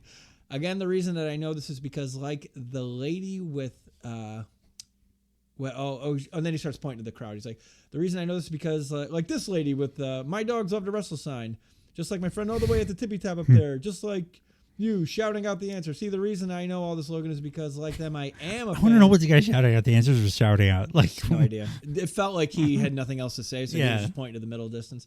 I am a fan of professional wrestling. I'm a fan of what I do, and you're not a fan. And Logan's just looking confused at this point. The only way I know how to describe you is a tourist. You're passing through. You're making viral memories, and I think it's time to get off the train. I think it is time when you do get off the train to drop that U.S. championship, making me, for the first time ever in my career, a WWE Grand Slam champion. And Logan starts smirking. And this is where the cock teasing started. Yeah. Because what qualifies as a Grand Slam? Because I'm pretty sure Cody's had 4 titles. Mid-card, tag, He had the IC title. Both mid-cards, world, and tag. Has he had both tags? Because that would be a... Yeah, I don't know the rules. And did he overhaul... No, okay. I don't know. They throw Grand Slam around a lot for a company that's got more than just 4 belts for each division. Well, I mean, is Ricochet on his way to Grand Slam because he got the speed title that he doesn't even Intercontinental 24/7. He's got that. If they bring the European title back, he'll definitely. Oh yeah, he was tag champ with Braun. Oh, Grand Slam champ. Grand Slam champ. But that's like an inside the park Grand Slam would be way more impressive. Yeah, that's happened like 2 times in history. Logan says, Cody, you're saying the same thing that the last guy said and the same thing that the guy said before him. I've heard it. Big boost from the crowd. They both beat you, though, dude. Yeah. We've heard it. I don't understand what you're doing. You're stalling right now because I didn't come here to listen to you talk, Cody Rhodes. I came here to sign a contract. And then Logan's lawyer goes for something in the briefcase, and Logan Paul stops him. He had one fucking job. And needs to talk to his lawyer about getting those payouts to the people that he scammed. Yeah. Owes millions to, and still is not paying them. Logan is reading the room, though, and the boos are getting louder. He's starting to get Dominic Mysterio heat here. He said, I came here to sign a contract to wrestle you, Cody. And then he puts the mic down to let the "you suck" chants sink in. Nick Aldis puts the contract in front of Logan Paul, and he says, and Logan says, what a horrible crowd. I'm going to do what I came here to do. Let's sign a contract, Cody. And then it just gets real. Like he said, oh, he's looking at the contract, Logan Paul. Oh, there's something on here I didn't agree to. It was WCW ass shit. It got all weird. And then Logan Paul's like, well, actually, I brought my own contract. And that's what the lawyer was going to pull out, but he was premature. And then Cody's like, Logan's, this all looks in order. Let's do this one instead. And basically I'm not reading the rest of this. This is so much. The gist of it Logan didn't want to do it. No. Up until this point, we're under the assumption we're getting a title for title, kind of a double. Kind of said that. Yeah. And then Cody assumed it. Yeah, Cody said it. He's like, I'm going to be a Grand Slam champion. And they've been building this match kind of as such. And then with this new contract, Logan says, only the world title's up for grabs, not my U.S. title. It's going to be the U.S. title, though, right? It's felt like where they're going to find a way to get there. Because Cody was like, still with both belts. There's one more. Because if it's not, I don't give a shit about this match that much. It'll be a fun match. Cody's winning. It's a fun match then, but I'm like, yeah, exactly. If it's title for title, I'm like, ooh, this is very intriguing. And as you were saying earlier, a second ago, after all this happens, it is a contract signing. There are tables in the ring, so there was some physicality. Yeah, Willow Nightingale powerbombed Mercedes Moné through the table. They just showed up in the middle of this. It was weird. Yeah, I'm good with that. We're good ending with that. We'll see what happens Friday on SmackDown, but yeah, as you had said, Cody did allude heavy to the fact that he's going to be walking out of Saudi Arabia with the it fits his aesthetic so well. United States Championship in Saudi Arabia. Yeah, I'm sure they love the U.S. title in Saudi Arabia. They love giving us money. So and also flying planes into our big buildings. Was that Saudis? Every single one of them. Yeah. But they have billions of dollars, so we just keep on doing business with them blood money motherfuckers. That's called me playing stupid for the benefit of exposition. Backstage, we have Kathy. Oh, I went from one shitty thing to another. You spoiled it, though, man. What happened? The playing stupid doesn't work if you then tell everybody. No, just to get it out there. I don't want people thinking that I don't know who was responsible for. Yeah, good point. Yeah, I know who was in there. You know him personally? Not personally. Thank the Lord, I don't know him personally. My buddy Craig seemed like a normal guy. Like someone knew, like all the horrible people that have done horrible. Like, Yeah. like you got to just be like, I think about that shit a lot. you know, I it's like, get it. oh man, how do you? I don't know. That's a weird thing to reconcile.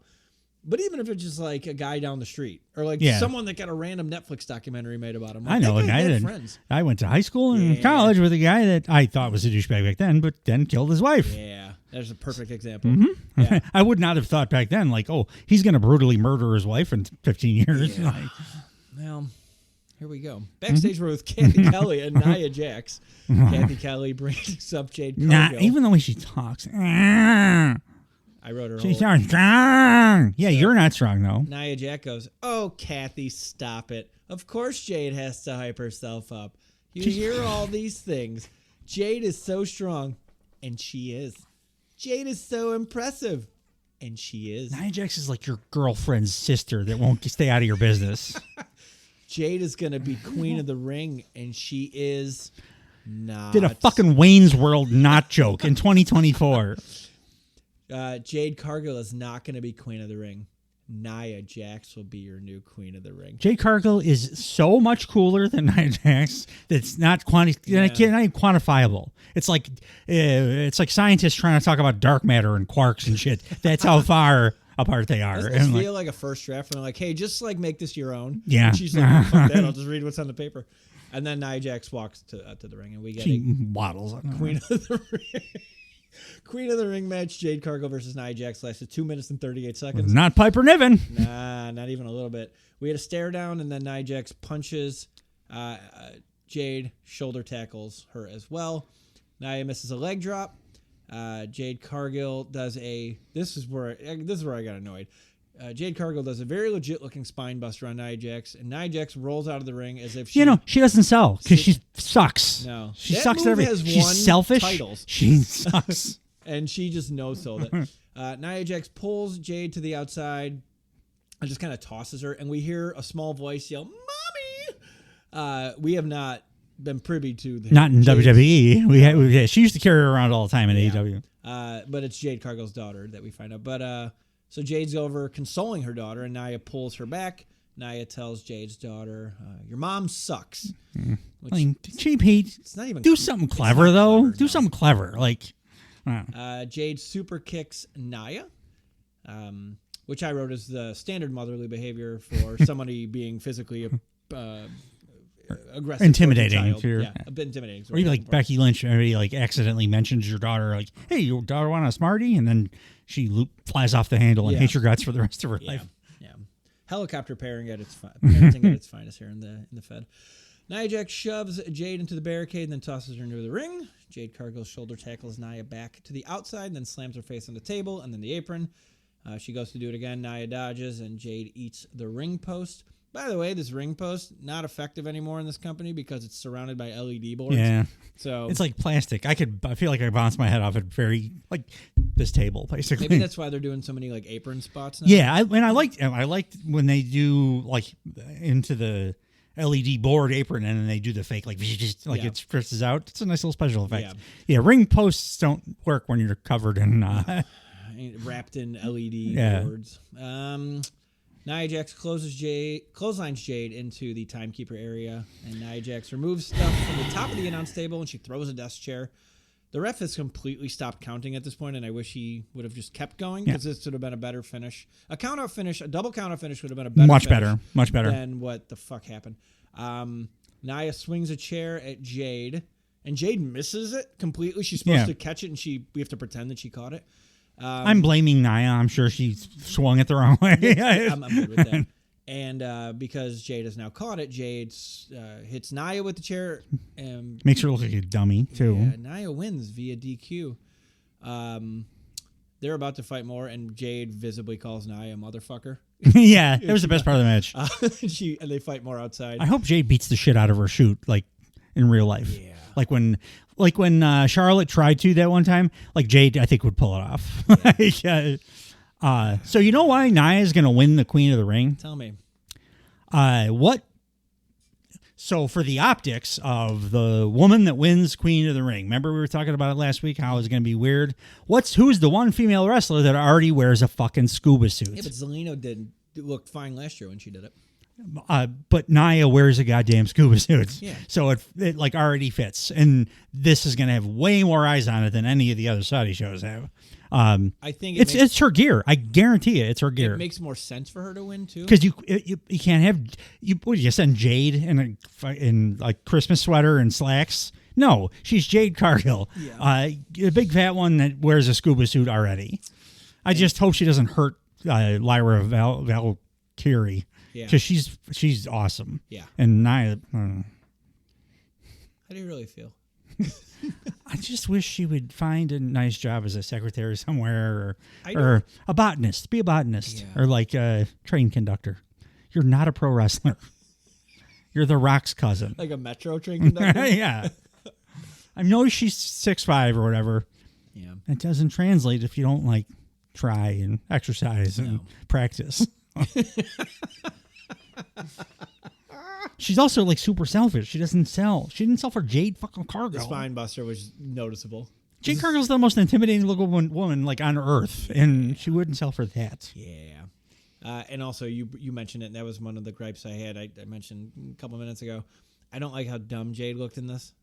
Like, no, she looks a total idiot. Super like, and full view, big giants, like guess you don't care about the tournament. Like her daughter was fine. Like all she said was your mom sucks. It wasn't like MJF dumping a drink on her head or something. Also, like the kid didn't come alone. Yeah, she was screaming at I'm sure there was Nia Jax too. Like there was another parent around. Like if she's in, it didn't read to me like Jade was just so angry. It was just like, oh, she tried to hit me with the chair, so I'm gonna hit her with the chair. Yeah. It didn't even seem like she was mad. No, just stupid. Like you're not a good look. And after she had such a great match last week. Well, I mean, if we're gonna stumble, let's stumble now and let's pick up. Can Nia stumble out of the company? She stumbles everywhere she goes. Yes, she does. Yeah, it's like a weeble wobble. But they never fall down. She's not an athlete. Neither are weeble wobbles. Actually, those are pretty athletic. They or an actor. Never fall down. Like, so we have. Do I like Tamina better than Nia Jax? I've hated Tamina for so long; it's just become part of who I am. Hey, really quickly, I think Tamina really is better than Nia Jax. Not in the finals yet, just so you know. It's Nia against Bianca next. I thought she was already going to finals. Oh, she's going to finals. We'll see. Whoever wins this is Bianca versus Lyra would be fucking awesome. Lyra Valkyrie would be a fun one too, because like that's like, how do you strap a did rocket you see to somebody? Did you see the thing that leaked? No. There was a picture that leaked of Nia and Lyra in their scuba suits, like on a, and then they took it down right away. But Lyra and Bianca would be fucking awesome. Yeah, Lyra's great. Looking forward to her being the only Irish competitor on the Raw. She got talked down to again this week. Yes, she did. Every goddamn week. Yeah. We still have another show to do. Shit. DIY versus Angel and Berto, 7 minutes, 55 seconds. I noticed Tommaso Ciampa's dyeing his beard now. He doesn't look nearly as menacing anymore. Doesn't matter. DIY. No more Goldie. We give up the hope. Yeah. But we had A-Town Down Under on commentary. That's where they belong, not in the ring. Corey Graves asks both of them if are there any teams that have impressed them, and Grayson Waller goes, you got these two flops who did well in NXT. Congrats. These are the major leagues, lads. Keep cosplaying as your bosses. Maybe you'll get something good. And Grayson Waller is extremely good on commentary. He's good at talking in general. His character stuff is awesome. Yeah. Even his stupid little boxing shimmy is like, it works. Yeah. I've liked him forever. He just can't wrestle. Yeah. Meet me in the middle. Finish on Umberto Carrillo for the win. So DIY wins. Yeah, I think I may have nodded off for that one. Yeah, I wrote notes. I don't want to read them. They're all fine. Like they don't give a shit. Like when the wrestlers don't give a shit, I got a real and then we've talked about the enthusiasm thing. Nonstop. Yeah. We just saw Bianca and Tiffany with a lot of enthusiasm, and you know what? It was energizing to both of us to watch that exciting thing. I have heard people say on podcasts that like they address the enthusiasm thing, and wrestlers get really fucking defensive. They're like, what do you mean we're not doing it? How dare you? I'm like, bitch, I have eyeballs. I can tell you're not. Yeah. Like, I can tell when I'm watching a baseball team that's 20 games out of first with a week left in the season. Like, they don't give a fuck. And 5 years later, they admit that shit, too. Yeah. It's not like they never say, like, no, we always tried it. Like, no, we could tell, man. Stop trying. We could tell. can watch them. I'll give the wrestlers this. If you're in the WWE, I think part of that is that they work that grind that's not a reasonable thing to ask people to do. They wrestle way too much. They travel way too much still. Yeah. And you can't, it's no way for any human being without the aid of some pretty heavy duty narcotics to stay like motivated and energized doing that. Didn't Candice and Johnny Gargano have a baby not too long ago? Yeah, like she was back like 2 seconds after she. Right? So like, are they traveling with their baby? Like, yeah, there's fine. But there are also some people who are never motivated, like Nia Jax. But also too, like, don't be bitchy when it's called out. Yeah, like you don't look like you're having fun. You're doing an art form, and people critique art forms. Yeah. It's going to happen. If you are just tuning in for the first time, this is the Blue Thunder Pod. And if there's like a podcast critic that criticizes us, all power to him. Yeah. I'd love that. Yeah. I'd love to hear how big of a bag of shit I am.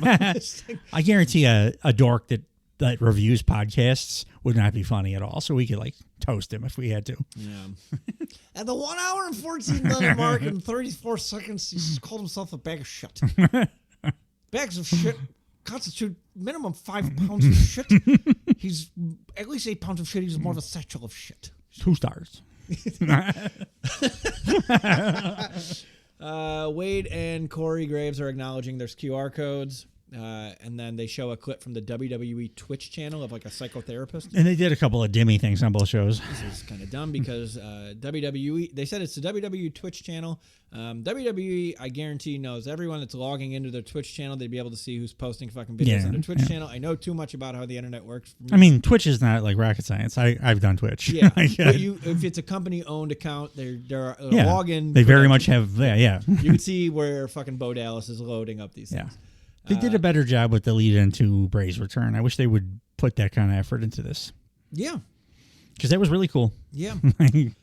Backstage, Byron Saxton, AJ Styles. This I kind of liked. Byron asks him, where do we go from here? Or where does AJ go from here? I'm going to fall off the edge of the earth. He goes, where do I go from here? You saw the match in Lyon, France. Backlash, Cody Rhodes, AJ Styles. Unbelievable. I was this close and I lost. Then I had a chance to redeem myself. King of the Ring tournament, and I lost in the first round to Randy Orton. Where do I go from here? Next week, I go to Nick Aldis' office, and we'll find out where we go from there. It's not like it's a dead end. As much as I'm not a huge fan, Randy Orton's a 14-time world champ. Not like losing to him is not like, oh, I have to retire. Yeah, he's on a losing streak right now. He needs Cody Rhodes and Randy Orton. Yeah, he's and one of those was a 5-star match. He needs his good brothers back. Maybe they're going to introduce the trios. They don't want to work. Yeah. Backstage, we have. Oh, wait, no, backstage. Oh, we have backstage Byron and Bailey. And who doesn't deserve her spot? Was this Byron? Maybe not Byron. I think I missed. What a fucking weird take. Caleb? A weird ass take. That Bailey doesn't deserve her spot because her promos aren't A+. Yeah. Why would you? Vince Russo DoorDash's Subway sandwiches. I have no respect for him. Bailey has asked if she has a new prediction for the Queen of the Ring since Jade is out. Bailey said it's packed now that we got Nia, Bianca, Piper Niven, and Chelsea Green walking at this point. Piper Niven's like snoring, and Chelsea Green shakes her awake. Chelsea says, Piper, wake up. Bailey's done speaking. Piper says, oh, thank goodness for that. Corey Graves? Chelsea Green. They have the same initials. You, Miss Bailey, are the only reason that Piper lost last week because you sprinkled your bad Bailey juju all over us. Bailey says, actually, she's good Bailey now, though. With terrible music, but she's good Bailey now. She's good Bailey. She's got to answer for her sins from Miss Bianca Belair because she keeps calling that. I do like that they keep doing it. Like, apologize or something. Yeah, your ass beat. Heel Bianca's going to beat the shit out of her. Actually, we don't have time to talk right now. This is Bailey talking. So let's talk next week. Okay? Let's talk in the ring. That sounds good. I'll see you next week. And then Piper and Chelsea are grinning, and they seem pretty fucking happy. How about Nia Jax, like, sprains her ankle? Yeah. Getting out of her Corolla when she's like going in to get her outrageous bars, like twists her ankle. Not really a real injury, but she's a huge like pussy, so she plays it up. So then we have to replace her with Piper Niven in the remainder of the Queen of the Ring. Can that happen? Yeah. All I heard was I forgot Nutrageous was a product. I used to love those. They were delicious. Oh, they're the best. But they're like 8 billion calories and all sugar. This is why Nia Jax loves him. Yeah, I'm sure. It's never in lieu of a salad. No. It's I'm depressed and it's like I'm walking out of the grocery store and that's right there and that'll make me feel better. Yeah, that is 800 calories of happiness followed by immediate depression. Yeah. King of the Ring match: Randy Orton versus Carmelo Hayes. Went 10 minutes 38 seconds. Gentlemen's 3 stars. Pretty good. This was good. Yeah. Carmelo's focusing on a knee the whole match. It's a little more Randy Orton-y than the last one was, but no, neither was AJ Styles. Carmelo's great. So. Yeah. I do like Randy's general shift, though. I still think he's a tag wrestler, but his general shift was good. I love that part of his move set is this backdrop on the announce table. Yeah. He does 2 of them, and then he goes for a third one. It doesn't work out. It is. They did it again, so I think it's got to be vintage Orton. I think you were right. I wrote it as vintage Orton, yeah. Yeah, Carmelo's young. They're playing up the cocky angle. And Randy's just... That's what he was, honestly. He's kind of a baller guy, a wide receiver kind of dude. I see. He does 3 of the backdrops on the table because the crowd chants one more and he obliges. During the commercial, when we come back from commercial, they show us that during commercial there was a springboard clothesline, which they made sure we saw. Which they fucking rarely ever do. Then we're back. By the way, both shows, I'll just get this out of the way right now. Multiple matches, entrance, commercial, other bullshit, then other entrance. Yeah, it was tough putting stuff in order. It might seem disjointed, but just I'm not going to put a promo in the middle of my notes for that. Yeah, no, and that's why I'm doing it like this now. I'm just going to keep calling it out just one time because they keep doing it. Fair enough. Carmelo, bunch of awesome... I don't want to read all this for the sake of time, but really good chain wrestling, vintage Orton. Yeah, it was Carmelo doing his fun NXT stuff, and Randy playing the hits, but in a pretty decent way. Oh, the finish was up. So Carmelo goes. Yeah, it was a good finish. He goes to call back that springboard clothesline that they made sure we saw that happened during commercial, but it gets turned into a dope fucking arcade. Yeah. And Randy. That's a couple good RKOs in a row. Yeah. After not having too many out of nowheres in a long time. Yeah. Randy Orton takes this. I don't know if I loved. He took a few seconds to get the cover. A little salty on the wounds. A little old school Carney Jericho bullshit right there. Randy Orton versus Tama Tonga is next, and then the winner of that will face. That's gonna be an interesting match. I don't know how it's going to go. Randy's way bigger than Tama. Also, too, it's Saudi, so they paid a shitload of money. I can't. And Randy Orton's the name. They usually go with the names. Yeah. So.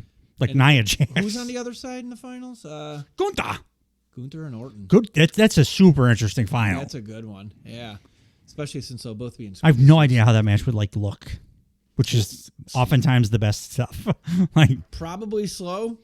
Kind of, but Gunther's relentless. He doesn't move he's not flying around like Ospreay, but he's always moving forward nonstop. He's fights like Joe Frazier or something where he's just always putting the pressure Orton's on. Also not always super slow anymore. He's not as methodical as he used to be. He actually understands that people like to see motion in the ring. Yeah. Now, Kathy Kelly goes to interview Orton afterwards. The bloodline comes out, and then this is actually good. I'll read this. Hold on. Are you meaning to tell me the bloodline is going to come out and try to intimidate me? Ladies and gentlemen, maybe the bloodline forgot exactly who I am. So let me reintroduce you to me. My name is Randy freaking Orton. I'm a 14-time. 14 motherfuckers. Yeah, typo. Or no, verbal typo. Oh, yeah, he just missed World Heavyweight Champion and soon to be King of the Ring. Since we're doing introductions, Tama, next week in Saudi Arabia, I'm going to introduce my foot directly up your ass. Following that, I will reintroduce you to the 3 most deadly dangerous letters in sports entertainment are KO. And he's spitting everywhere like a rabid madman. Maniac. Yeah, good point, though. Try to intimidate him. He's 6'6". Yeah. He's won 14 world titles. He's burned down three wrestlers' houses over the course of the last 15 years. You're not going to intimidate Randy goddamn Orton. No. Home V. He's making out with the bosses knockout wife. So 3 inferior, smaller Samoans. Maybe when you bring Fatu in, that he can be intimidating. He's gonna make those guys look like shit because he's like Umaga, and they're not like Umaga. Yeah, that's fine though. Yeah, that's fine. What do you think of SmackDown? Fine. I thought, but honestly, both shows. I'll just give you my review right now. They're fine. Yeah. I like not the highs of last week by any stretch, but there was really good stuff. There was one great match. So like the Bianca Tiffany match was fantastic. Any show that has a great match, I'll give it at least a fine. Right. We have one more show to do. We have Monday Night Raw from Greensboro, North Carolina at the Greensboro Coliseum. Distributed 9,898 tickets. The last time an event was ran at the Greensboro Coliseum was AEW Revolution, which had about twice as many tickets sold because it was Sting's retirement match. I think it was because of Will Ospreay and Konosuke Takeshita. All these are correct answers. No dark matches on Raw because all the dark matches on Raw were real matches. I'm sorry, all the dark matches on SmackDown were real matches on Monday Night Raw. We have an opening of Io Sky pulling up in a BMW, and then seeing Dakota and Kairi Sane. Michael Cole thinks it's Jey Uso coming up because it's a really flashy car. He's like, oh, there's Jey Uso. You know what Michael Cole needs to do? Learn more than 15 move names. Because he knows 15 move names. Jordan. He doesn't know fucking most of the move. He's been doing wrestling commentary for 30 years. Yeah. He knows no move names. Yeah. Randy Orton slipped up, by the way, at the end of SmackDown. I forgot to mention. He said, I'm the greatest sports entertainer. And I like that. They're not doing that anymore. Yeah. It's everybody's doing wrestler now. Which I like because sports entertainment, we got used to it, so it sounds okay to our ear now. But if you think about it, sports entertainer is the dumbest goddamn thing ever. Yes. So wrestler. Yeah. So there's that. We have Lyra Valkyria walking through the parking lot. Gunther and Mr. Tiffy Time walking into the empty stands alone in the arena. I'm calling him Mr. Tiffy Time from now on. Gunther? Ludwig Kaiser. Oh, Ludwig Kaiser. Yeah. My note on Ludwig Kaiser was he strikes me as the type of dude who waxes his entire body below his chin. So he's like completely like a hairless cat. Yeah. If you took like his turtleneck off or whatever. Like very shiny and with zero body hair. He owns wetsuits. Yeah. That's the vibe I get. And then we have Jey Uso walking into the parking lot. Opening match, Intercontinental Championship match, Sami Zayn versus Chad. Yeah, so what the fuck? I thought that our stupid triple threat was going to lead to this as the finish of the feud.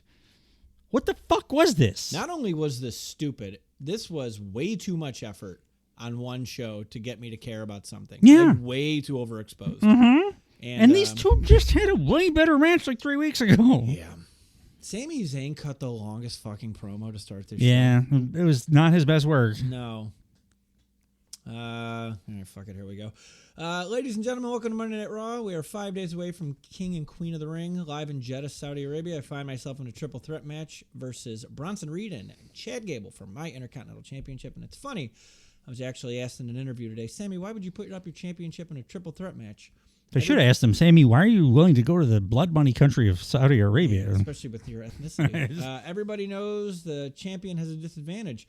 You don't even need to be pinned or submitted to lose your title, and I tried to explain it, and I'll try to explain it to you guys because I've got two very different issues on my hands, and I'd rather deal with them both at the same time. Because on one hand, we have a very, very personal issue in the form of Chad Gable, because Chad, you don't German suplex a man out of his wife's arms in his hometown in front of his 78-year-old father and expect nothing bad to happen to you. That's a good point. Well, also, too, like, one, maybe don't give your back to somebody if you don't that was want... the one I made fun of because he was like, oh, no. And also, too, like, no one in serious real life has ever been German. Like, a German suplex has not ruined somebody's life. Yeah, no, like, it does exist. It doesn't look anything like a professional wrestling German suplex. So you're on the mat and you, like, pull a guy back. But I can't imagine... Unless, like, you're in a bar fight and actually guy, like, pull... Actually, that's... If Takeshita hit you with one... Yeah, well, if Takeshita... It would change your life. You wouldn't have to worry because you wouldn't be of this earth anymore. Yeah. Because he'd probably punch you in the face afterwards. So make no mistake, Chad, you've got an ass-kicking coming your way. And the other issues with Bronson Reed, very different. It's not personal, Bronson Reed. It's just that I watched Jeff Cobb last week, and he was so much better than your ass. He doesn't care about me. He doesn't care about my family. He doesn't care about Chad Gable. He only cares about one thing: donuts. And if it's this right, I'm sorry. Yeah, and it's the Intercontinental. Upside down donuts because he's from Australia. That's fair. Where the donuts flush in the other New Zealand. This is what he wants. So the way I see it is, this is a pretty interesting match. It's like a fight between the mind, the body, and the soul. It is not. It's a fat, bad wrestler, and then two guys that we'd rather see in a pay-per-view, like in a stepped-up match. The mind is Chad Gable, one of the most manipulative, crafty superstars of all time. Fat, bad wrestler. That's funny. The body is the strength, the unmatched brute force of Bronson Reed. And the soul is unmatched, except by the guy we're going to see in about 30 seconds here. Yeah. Who also has personality. Yeah. Also, you're talking about Olympian Chad Gable. Yeah. But no, he's not the body. He's the mind. No, Otis is who I was talking about. Oh, Otis. I'm strength, sorry. the Also unmatched strength. Otis is stronger. Yeah. He's bone on bone though. I still feel bad for him. Yeah. And the soul is Sami Zayn. And if I'm putting my money down on a fight between mind, body, and soul, I'm betting on soul every single time because it is that soul, that heart, that passion. That is why I'm holding this right now. Your body's kind of important in a fight. Yeah. Also, too, why does soul get heart and passion? Yeah. Body get You're heart? adding. Yeah. I feel like we need to consult the Pixar movie Inside here. He like that, lumped a bunch of shit in there. And like also with Soul, you get like a tank, like a German Mauser tank. Comes with Soul. Oh, that's funny. That's good. Why is this is why I was able to beat the longest reigning Intercontinental Champion of all time at WrestleMania, and that is why King and Queen of the Ring this Saturday, I will walk out still the Intercontinental Champion. Chad Gable and the Alpha Academy come out. Chad Gable's got a dope Rocky 1 robe on. I really like that. Black and gold. I like his whole like vibe since it's just a heel turn. He's got a very good like dick face look. Like it's believable. He sure does. I feel like he's more clean shaven than he was like before. He's got 5 blade razors now. Yeah. Hold on, Sammy. Did I hear you call me manipulative? Me manipulative? I'm manipulative? Let me ask you this, Sammy. Did I manipulate you into beating Gunther at WrestleMania? No, I coached you selflessly, I might add, into winning that championship. Valid point. He did just say you got to do it yourself, like at WrestleMania. Yeah, but he was training with him for a month, like a week. Remember, it should have been a month, but it was a very, very rushed right at the end. Yeah. No, that's my problem, everybody. I figured it out. I'm too damn nice. I've been too nice to you, and I've been way too nice to these 3 clowns standing behind me. Take Maxine, for example. Miss Maxine. Now, Saturday, you should be in Saudi Arabia competing in the championship and the finals of the Queen of the Ring. But you're not going to be, are you? Why would your expectations be that? Because she blew her opportunity. You should be on a dark match of like a MLW show or something. Like, be fighting in Chicago Ridge. Yeah. And Tozawa, just in wrestling school. Yeah, Tozawa, you did exactly 0% of the damage I asked you to do against Bronson Reed last week. Failure. Which brings me to you, Otis. And then there's massive Otis chants. Right? This guy's over. I can't wait for Otis to do his thing. He's fucking good. He's so much personality. It's going to be a great like pop moment. Yeah. And he finally stands up for himself. Yes. I would like him to kind of reach across and grab Gable's head and then smash it and it explodes like in Scanners. Yeah. Because it feels like he could do that. Yeah. Like Crush's old move, but he could actually do that. Talking like the Mountain Game of Thrones. Yes, exactly. Last week against Sami Zayn, you proved once again, my friend, by far away, you are the biggest disappointment on the planet. Sammy goes, Bronson Reed's right there. It's the same guy. Sammy says, all right, that's enough of that. I think we all heard just about enough out of you. You know what? Actually, I got a question. Gable goes, what? And he goes, no. The question's not for you. Question's for the Alpha Academy. How much longer are you guys going to deal with this guy's crap? Chad says, hey, Sammy, you don't talk to the Alpha Academy. I talk to my peoples. I see what you're doing. You said it yourself. I'm the brains of this operation. You're trying to drive a wedge. Fortunately for me, they've already rededicated themselves to me in my journey to reestablish respect to the Alpha Academy. Oh, and let me just say, Sammy, I am sick and tired of hearing you talk about your heart and your soul. It's pathetic. In Saudi Arabia, I don't have to pin you to win that championship, but I'm going to pin you, and I'm not just talking. I'm sorry. I'm not just taking your title. I'm taking your soul. Got some use. Does he get the tank? The soul? Oh, is it like when you beat a guy and he drops all his items? Yeah, takes the soul. We established that the tank comes as part of the soul part. Yeah. So do you get the tank then too? Would you get the soul? You can like ride as like DX used to. You can ride that tank. Is this like Marvel, like the soul stone? Like you have to sacrifice? That to would get be. the soul? Who did he kill? Bronson Reed. Tozawa, right?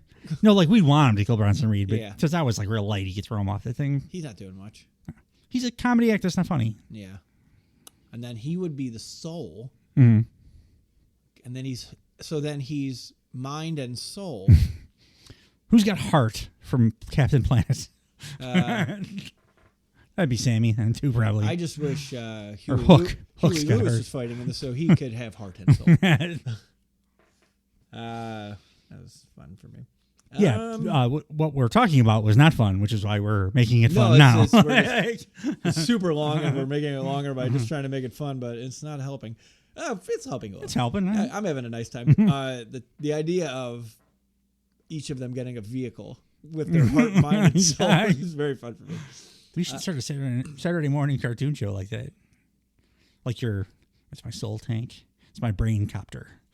It's like Pro Stars, but with yeah. Sami Zayn, Chad Gable, and Bronson Reed. Ugh.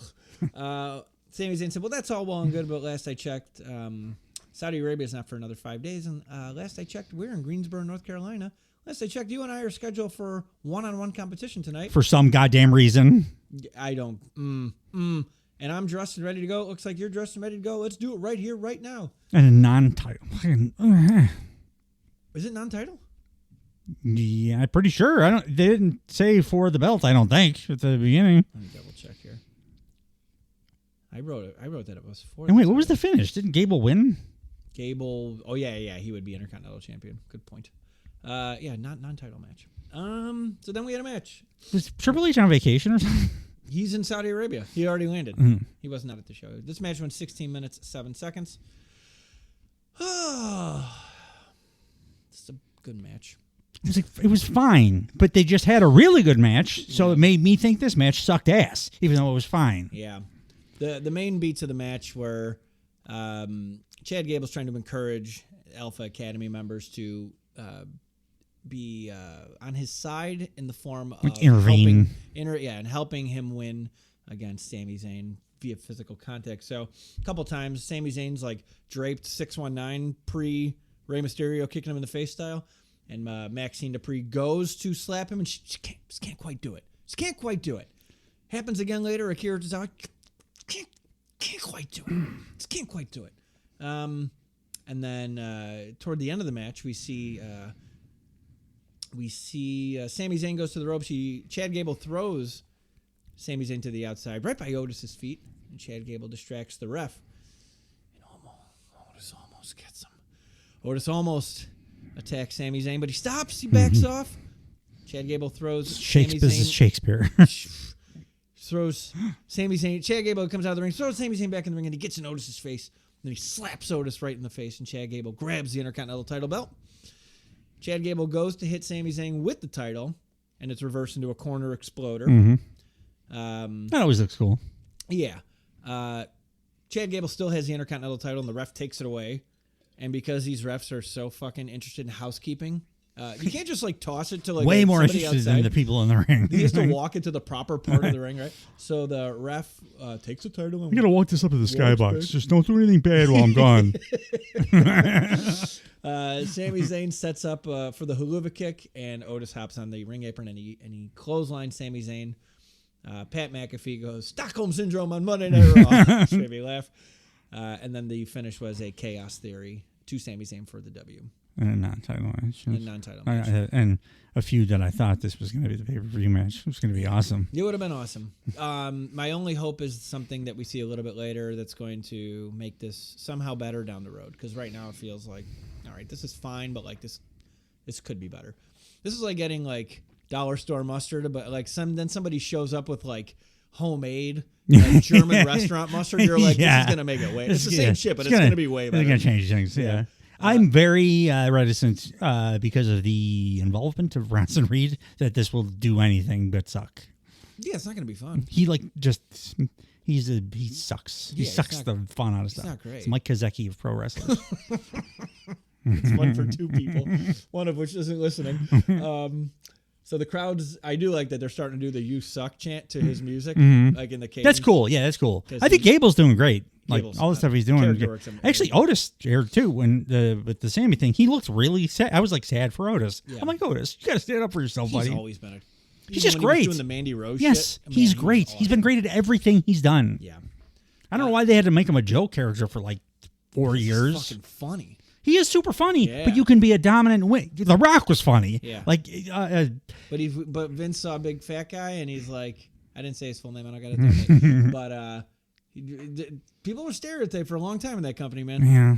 And like they're trying something here. Hopefully, like they're breaking them out because that would be amazing. Former Money in the Bank winner Otis. Yeah. By the way. They go to Pat McAfee and Michael Cole, and they're acknowledging the QR codes like they did on SmackDown. And then Michael Cole says that the therapist, he's like, I watched a video from that QR code from SmackDown last week, and there was a therapist in that video, and she's now missing. And then they just casually move on. It's just been an Probably abduction. dead or something. I don't know. It's been a fucking abduction. Maybe she got thrown in the Chicago River with all of those dudes that like statistics or right by the salt shed.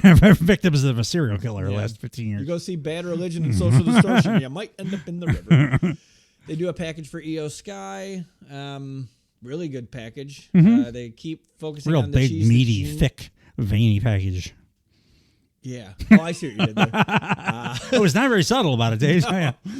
They Like keep. Malachi Black's too thick for a wedding ring dick. Yeah. Yeah. Poor Zelina. This stuff is boring. That's why I'm doing Yeah, this. no, you're fine. I do like that they call her the genius of the sky, but the whole promo she's in water. Yeah. That's all I paid attention. I wrote this whole thing down. It's cool. Whatever. It's hyping up her match against Lyra Valkyria coming up in the Queen of the Ring. Next, we have Jackie Redmond and the Alpha Academy backstage.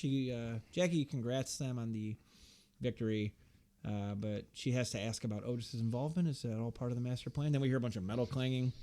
In the background, you see blue hair, so it's obviously Zelina Vega because she's a cosplayer, and somebody in the LWO. It's like Brian Cage if he couldn't wrestle.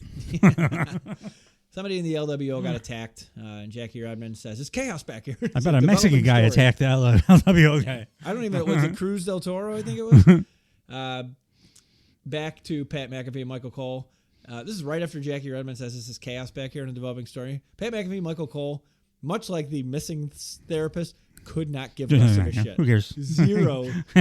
Like Bobby Heenan would have like had a puffer out. We're talking about it 3 weeks down the line, and like, man. Next we had Braun Breaker versus Kale Dixon, minute 53 seconds. Braun Breaker like teleported around the ring. He's moving so fast. This was his Raw debut. I like how pissed he was. Why the fuck? He's good points. He's like, the fuck are you putting me in here with enhancements He was talent? angry. Like, Super I'm annoyed. He murdering mid Carters. Yeah. Like, And this mid-carder was a former Bachelorette contestant, which made it even more problematic.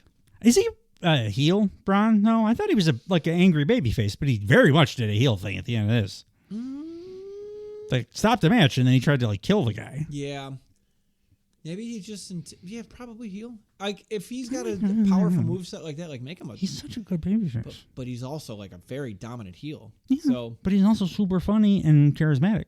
but right now at the top of the card, you have, like, I'm trying to be over as a babyface Damian Priest champion. Yeah, but he's not going to get over. He sucks. No, Braun but- rules. No, but face champion. Yeah. Sammy's a face champion. I'm not saying you got to make him Tag champs champ. are face champions. My point is, like, they're, like, have some heels to work with. Yeah. Like, I'd rather see him work top guys as a heel instead of just floundering as a babyface. He's not going to flounder no matter what he does. That dude is like an undeniable one. He's in the Osprey category. But give him something to do now to get him, like, out there immediately. I get irritated because I actually kind of paid attention to his NXT,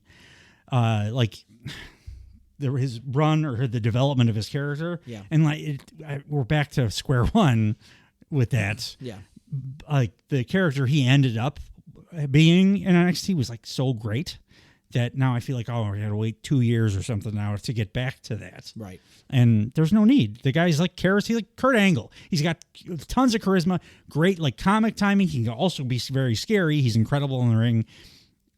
Just let him do that. Don't do this stupid whatever storyline you're doing where you, for no reason at all, you didn't put him in the tournament because you thought he couldn't handle Jey Uso or something, and then you give him a jobber here, and now he's evil and he wants to kill the jobber for doing his job. He's gonna get over because he's attacking the authority figure. Like, and that's what it's ultimately gonna lead to, right? So he's gonna be big on the show. He's just gonna but he could be bigger if you just let him do his personality because he is an entertaining man. But he's gonna be heel. Dude, I don't like it either, but like they're doing something with him, and all the NXT call-ups that they've put on TV, they're doing pretty fucking good. Yeah. I'm glad he's like featured and stuff. And my boy Ilya is my favorite wrestler on the show. Right. And the women are, well, at least one of the women is fucking murdering it. So yeah, they're doing better. Hasn't done shit I just feel like Braun is way past this. Like Jade's past this. They have her winning titles and stuff. Yeah. Why is Braun not? Braun's been wrestling longer, and like he's way better. I mean, let's see what happens when we do this next week. Maybe they have some development after they get a giant fucking payday house show out of the way. Yeah. So who knows? But yeah, Braun looks super annoyed that he even has to wrestle this match. He's talking to himself in the corner, and then he turns around and just spears the shit out of this guy, throws him out of the ring. So what the fuck's this guy's name? Cale Dixon.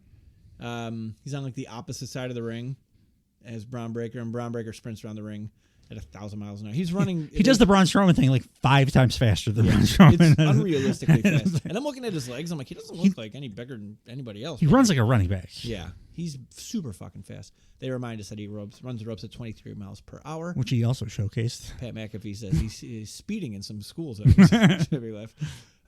Braun throws him back in the ring. Dude collapses, and there's a ref stoppage. Which good, make him look like not only make him look like a badass, but he's also annoyed, and like a ref stoppage just is a bigger waste of his time. So it wins a win though, Ron. You don't have to kill the poor guy, right? But he wants to, right? The ref goes killed the ref.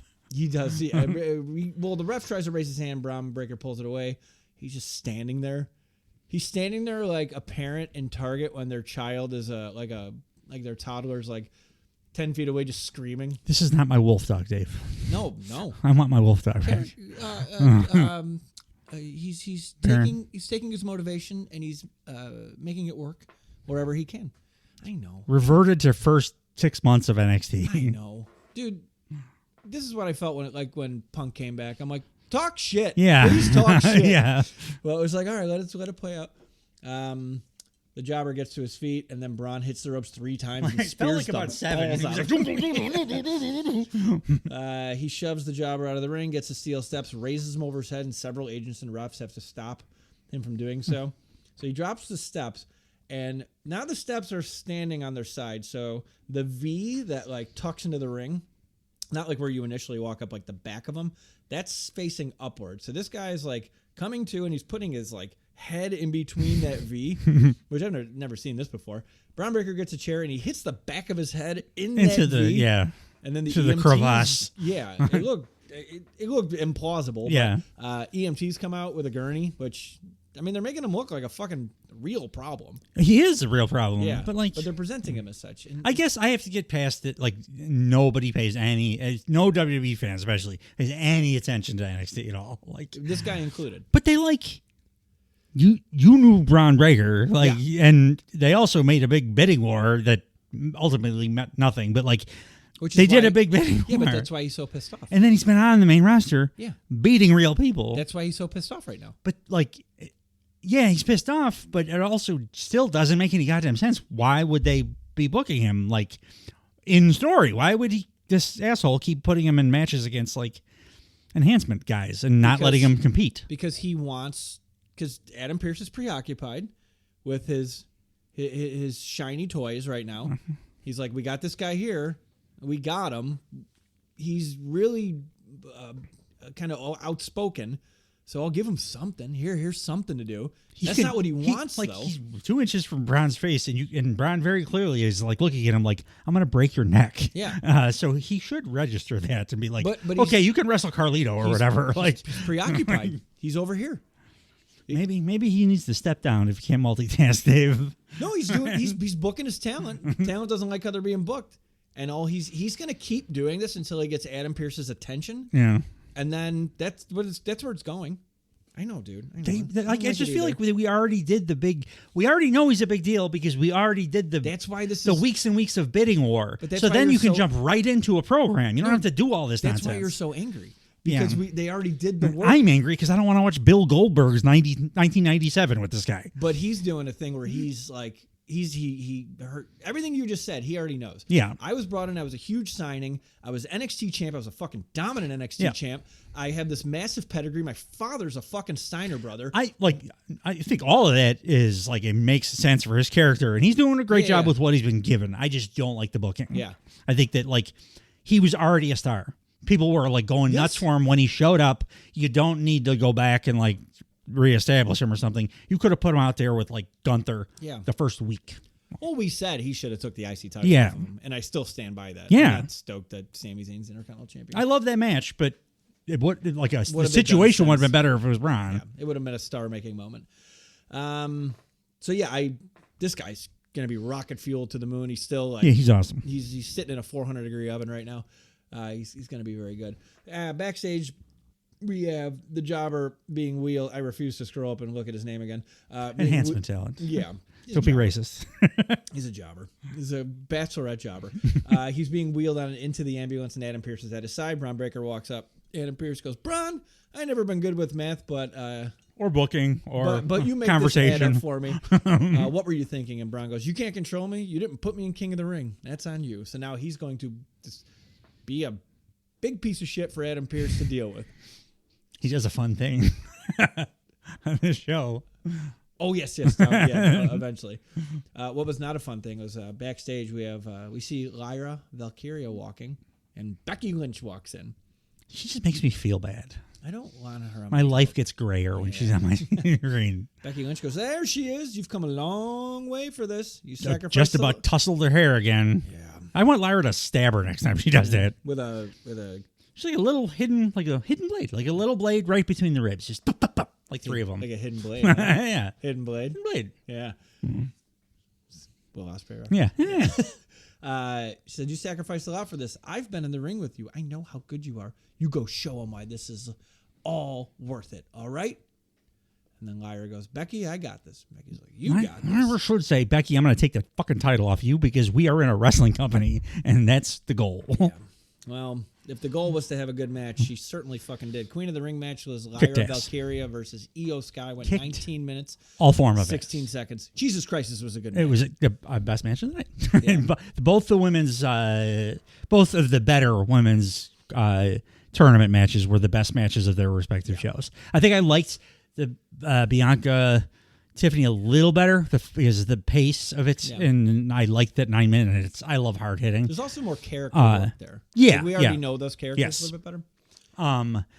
This match it kicked ass though. It was so good. And I think it deserved the length of time it got to. Usually, Triple H loves doing long matches, but this didn't feel like it dragged on or anything for me. No. That enziguri that Lyra does just looks dope every time she does it. Terrific worker. Yeah. It just wish she had more clothes on. Yeah. Fucking Vince Russo. What a harlot. Yeah. God forbid she be comfortable while she's being a world-class athlete. Vince Russo jerks off to like questionable porn too, and then he goes on TV and like says mean stuff about women and goes back to his basement and does stuff that's like, is it legal in this state? I'm not sure. Like, yeah, definitely. He's got a VPN. He abuses it. Io's coming off a little cocky here, which is nice. Kind of played into the promo that we didn't cover word for word. I mean, it was in Japanese. It was subtitled. I did write it down, but I'm like, I don't want to read it.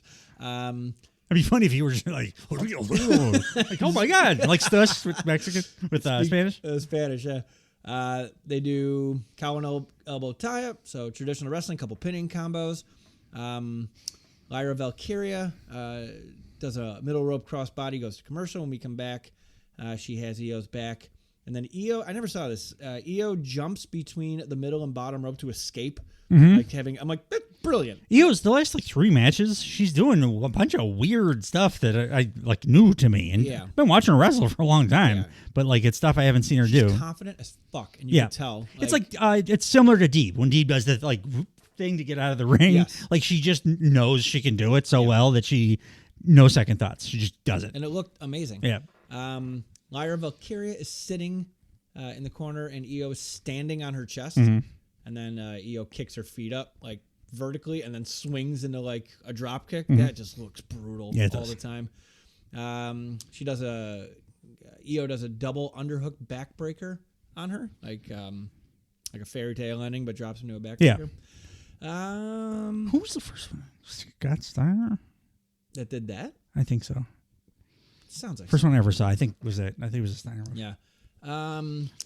Lyra grabs Io's foot and then turns it into a German with one knee bent, which somehow makes it worse. Mm-hmm. Multiple kicks send Io outside. Baseball slide above the middle rope, like a drop kick kind of, not underneath the middle rope. And again, like slightly different thing. It's noticeable, right? Throws Io back in the ring, and then there's a top rope crossbody and a fisherman buster for a near fall. We're getting fisherman busters like left and right. After I only got to see him on indie shows for 20 years, now I get to see him like twice a week on WWE television. They're doing them like where they straighten the leg somehow makes it look. Yeah, I mean the one Owens did control. is like the most dangerous ass looking thing I've ever seen. Io is hitting a sitting running Meteora. A lot of Meteoras on this show. She's been big on Meteoras lately. Yeah. Lyra Valkyria gets Io's back and then rolls her up for a near fall and then transitions to a Billy Goat's curse. And she lifts it off the ground, just dangling her. And then she turns into a bridging pin combination. And then Io flips it into a crossface. Just I'm writing this match really like a good fucking Will Ospreay match. Like just sequence. Well, no, it's different kind of stuff because this is more graps. This is more like Zack Sabre Jr. Yeah. But it's like a Zack Sabre Jr. match. Like it's seamless. Yeah. Io's guy goes Lyra, man, we've seen her do a few different styles now because she didn't show this shit in the first couple of matches. She was more brawly. It was like high impact. I wouldn't call it brawly because she was not quite flippy, not quite brawly, but like kick intensive. Intense is the word. But like striker more than this was like this was like Zack Sabre Jr. Yeah. Io goes for a moonsault. Lyra reverses it into a tornado DDT, and then that's reversed. Lyra rolls to the outside, and then Io does a springboard moonsault to the outside. It is not an acai moonsault because her arms were way out. Mm-hmm. Go to commercial. When we're back, there's Bouye punches. Should be the Ultimo Assault. Acai moonsault. Bouye punches in the ring when we get back. So they're punching each other. Crowd going Bouye. Io rolls up Lyra, and then by the way, speaking of Bouyes, Lyra's getting pretty fucking over with just wrestling. Yeah. Like, first time out, nobody made a peep. And they've been gradually like, she's a good wrestler. They're also tying her to Charisma Vacuum Becky Lynch. Yeah. So we have something to cheer for. Io misses a corner Meteora. It's then turned into a tornado DDT and then another fisherman buster for a near fall. That's where she kept her legs super straight. It looked great. Io reverses Lyra's finisher into a German. Does a corner Meteora, goes for the over the moonsault. Lyra reverses. She goes for like a topper. She gets her in like a Samoan drop position. Mm-hmm. Io slips out and reverses it into a powerbomb. Mm-hmm. Now that Lyra is laid out, she's going to go for the over the moonsault, but she lands on her feet instead because Lyra moves, and then Lyra goes for the Nightwing. Io drops back behind her and kind of going for a pinning. And Lyra kneels down, Bret Hart, SummerSlam 92 style finish. And I was waiting for Cole if it was a stolen, or she snuck that one in or stole that, and he didn't. Thank goodness. Because she won clean. Yeah. Super fucking clean. Exactly. Like you said, Bret Hart. Did a bunch of wins like that. Yeah. It's called a pinning combination. It's the way you win a wrestling match. / that's how you steal a match. So Lyra's in the finals of the Queen of the Ring, and she faces either Nia Jax or Bianca Belair. So either I'm going to be so happy and excited and enthused that they're rocket strapping NXT call up to be the Queen of the Ring this fast, or I may have to take like a month-long break from WWE, at least the shows that Nia Jax is on. I think she's going to beat Bianca with more bullshit. Let's think about it. Like, what's happening with Liv and Becky? Is Liv winning? Liv's going to win, right? She's fucking better. Well, like, I'm trying to think. Like, so let's say Liv wins. Now Becky needs something to do. Is she going to, like... retire? No, we're not that Her contract's up. Then what's she doing all the shit with Lyra Valkyria for? Why is she like... She's just an asshole. She's Irish, so she's like, you could be the next me. Yeah, well, she never did this with Sheamus. I'm hoping. Yeah. It feels so disingenuous, though. I like to think that Liv's going to win, and then Becky and Lyra are going to have a thing. Which makes me think Lyra wins Queen of the Ring by beating a quote unquote monster heel. Big tabagoo. I think Nia's going to win the fucking thing because of her scuba suit. Wishful thinking. I'm going to say liar because I don't think they're going to. That'd be great. I don't think they're going to call up a NXT call up to job them out that quickly. They're not jobbing. She's won 3 straight matches. They're pushing her regardless. What about if she gets to the finals, that's still not jobbing out. What if Becky costs her somehow? I'm good with that. And then you put those two in a program? Yeah, I suppose. Just Nia Jax. Just a thought. We'll cover our reviews afterwards. We have Jackie Redmond. She's in the ring. She goes to interview Lyra Valkyria, but EO grabs the mic and just starts yelling something in Japanese and then quickly leaves. She seemed like kind of angry, but more frustrated or something. Yeah. It was a different vibe than last time. Yeah. I wish I spoke Japanese. Yeah. I translated it, and it said, oh, my little pretty one, my pretty one. My Sharona. I put it into Google Translate, and it what I came out was I'm so despondent about this loss that I'm going to go backstage and eat Otis's ass right now. That's Google. That was that's the Alphabet Company for people that are. Oh, sure. If you want to complain, it's not me. God damn it, you're firing on all cylinders tonight. Eat Otis's ass.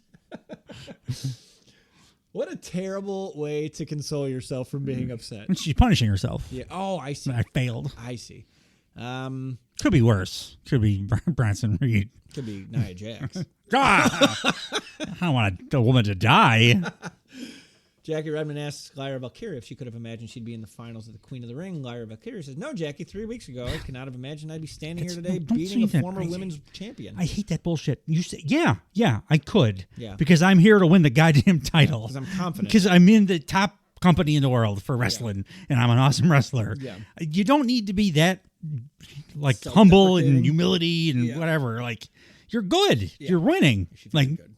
say it. Be confident. She's green. That's why Becky's taking her under her wing. She can make her a worse wrestler. Yeah, I'd love to see how. Let me teach you how to do the disarm her. Yeah. Oh, yeah, thanks. That'll add to my Did repertoire. you ever catch it? That's a pun, like disarm her? Yeah. World champion. But the trick is you don't always have to know how you're going to get the job done as long as you believe that you can. And I am now one Nightwing away from becoming a Queen of the Ring. This would have been a better promo if she did it on SmackDown, because then she literally would have been one night away. Also, like, I know that Nia Jax is at this point when I'm watching the show, I know that Nia Jax is probably going to win Queen of the Ring, so I was just depressed. Or did you go eat Otis's ass and feel better? I didn't do anything wrong, so I wasn't going to punish myself. I see.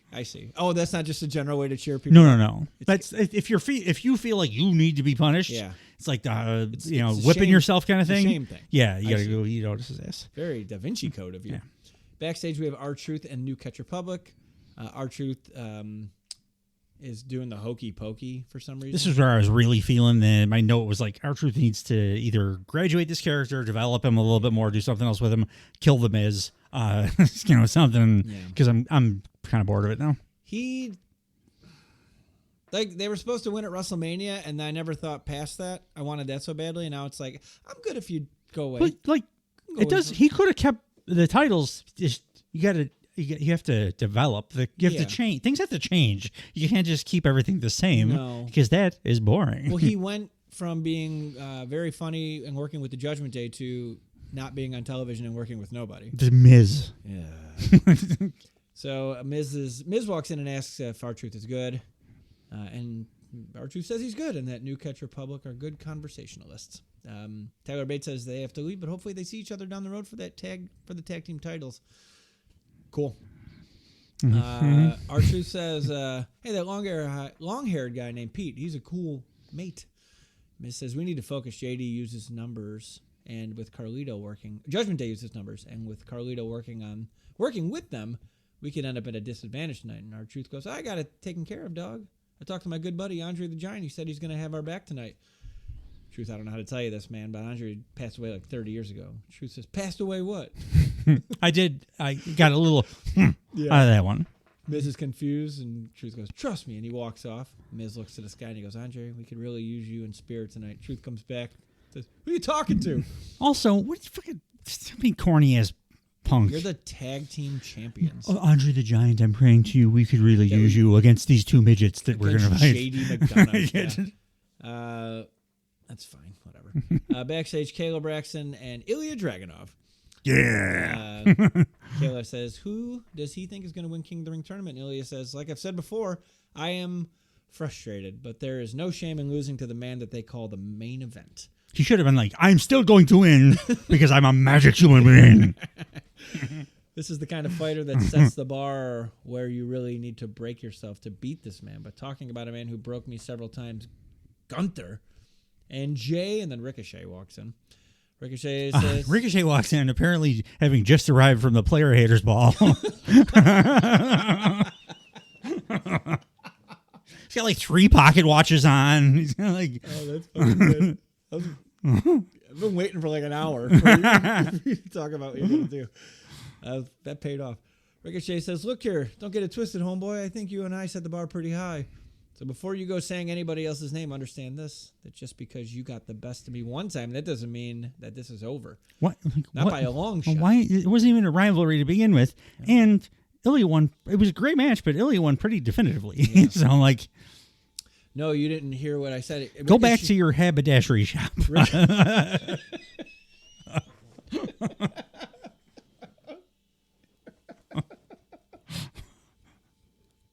Holy shit. That's good. Mr. Havisham. Mr. and Mrs. Havisham. And then Braun Breaker spears Ricochet. Oh no, Braun Breaker into road cases. I see Braun Breaker. I see a blur that looks like Braun Breaker, and then I see Ricochet turn into mist. Yeah. So I think he's gone. Like not even dead. I think he's like gone from this plane of his existence. Spear. He hit him like a bullet train, like a Korean 250-mile-an-hour bullet train. Right. And he just went poof, like gone. And I really love that Ilya Dragunov was just standing there like, all right, fuck him, I guess. And just walked off and got his borscht. No, this is good that Ricochet chose this time to got his borscht. Oh, I'm slap happy at this point. Yeah, good thing Ricochet chose this time to address that one loss that he had to a guy that he has no prior feud. Yeah, that they just randomly slapped together. Now I hate you because we had a great match that you won definitively. It was cool that he held the speed title on his shoulder, though. Did they just throw that belt in the trash right after he won it? Yeah, they had to. Well, it's a speed it also title. kind of feels like that show is a tournament every week. I really don't understand what's going on there. No. Also, 3 minutes is way too short. It should be 5-minute matches. Yeah. Does anything ever not finish? Like, is there ever like a no finish? Like they go 3 minutes and 1 second? Like not that I've seen. I don't know. I'm sure they'll find a way. That seems like the most practical conclusion to most of those matches. Yeah, like we didn't have enough time. Yeah, no, you can't hurt the guy enough. No. So, you just have to play keep away for 2.5 minutes and hopefully hit him with a super kick. I have to be like when you're playing 2K and it's like a real hard thing where you have to fight a bunch of different guys. I would do a similar strategy where I would just try to get the guy out of the ring and then hit him in the head with something and then get in the ring and just win by count out every time because everything else would just not realistic. That's right. I got it. Unless you're Braun. Yeah. You can just pulverize people with that spear. I got a lot of good cards with that strategy. Can't do that in this one though. Got a new system in I just downloaded it. I have it on PS5. I just got it through different means for much, much less money for the PC. So now I can build my actual with MJF's music and Dusty Rhodes coming out to Purple Rain. Oh, that's just got it yesterday. That's not bad. Mm-hmm. In the ring, nope. In the empty arena prior to the show starting, we have Gunther. I got a big one about this. All right. Because it was a whole vibe. Gunther now seems to be hosting a Netflix historical documentary or something. What with the walking down the stairs, speaking like a pretty actually good documentary narrator and dressed very much like a member of the intelligentsia. What is he doing here? He's got he's dressed like a teacher. Yeah. He's ambling down the stairs by himself, talking like Carl Sagan.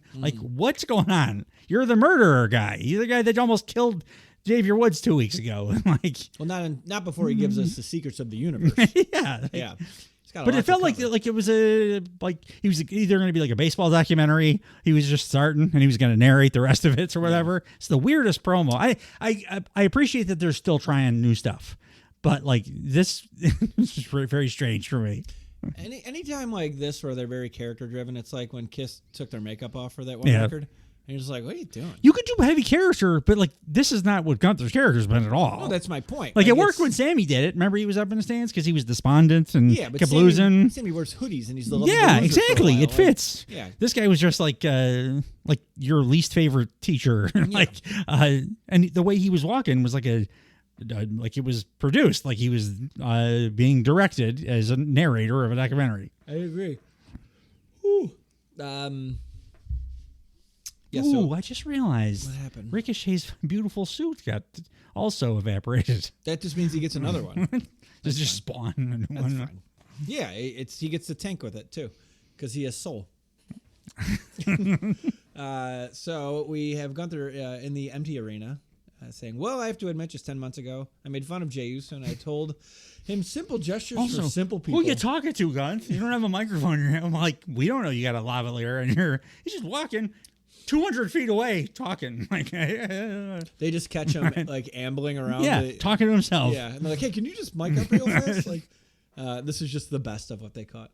I did like that line, simple gestures for simple people. That made me laugh.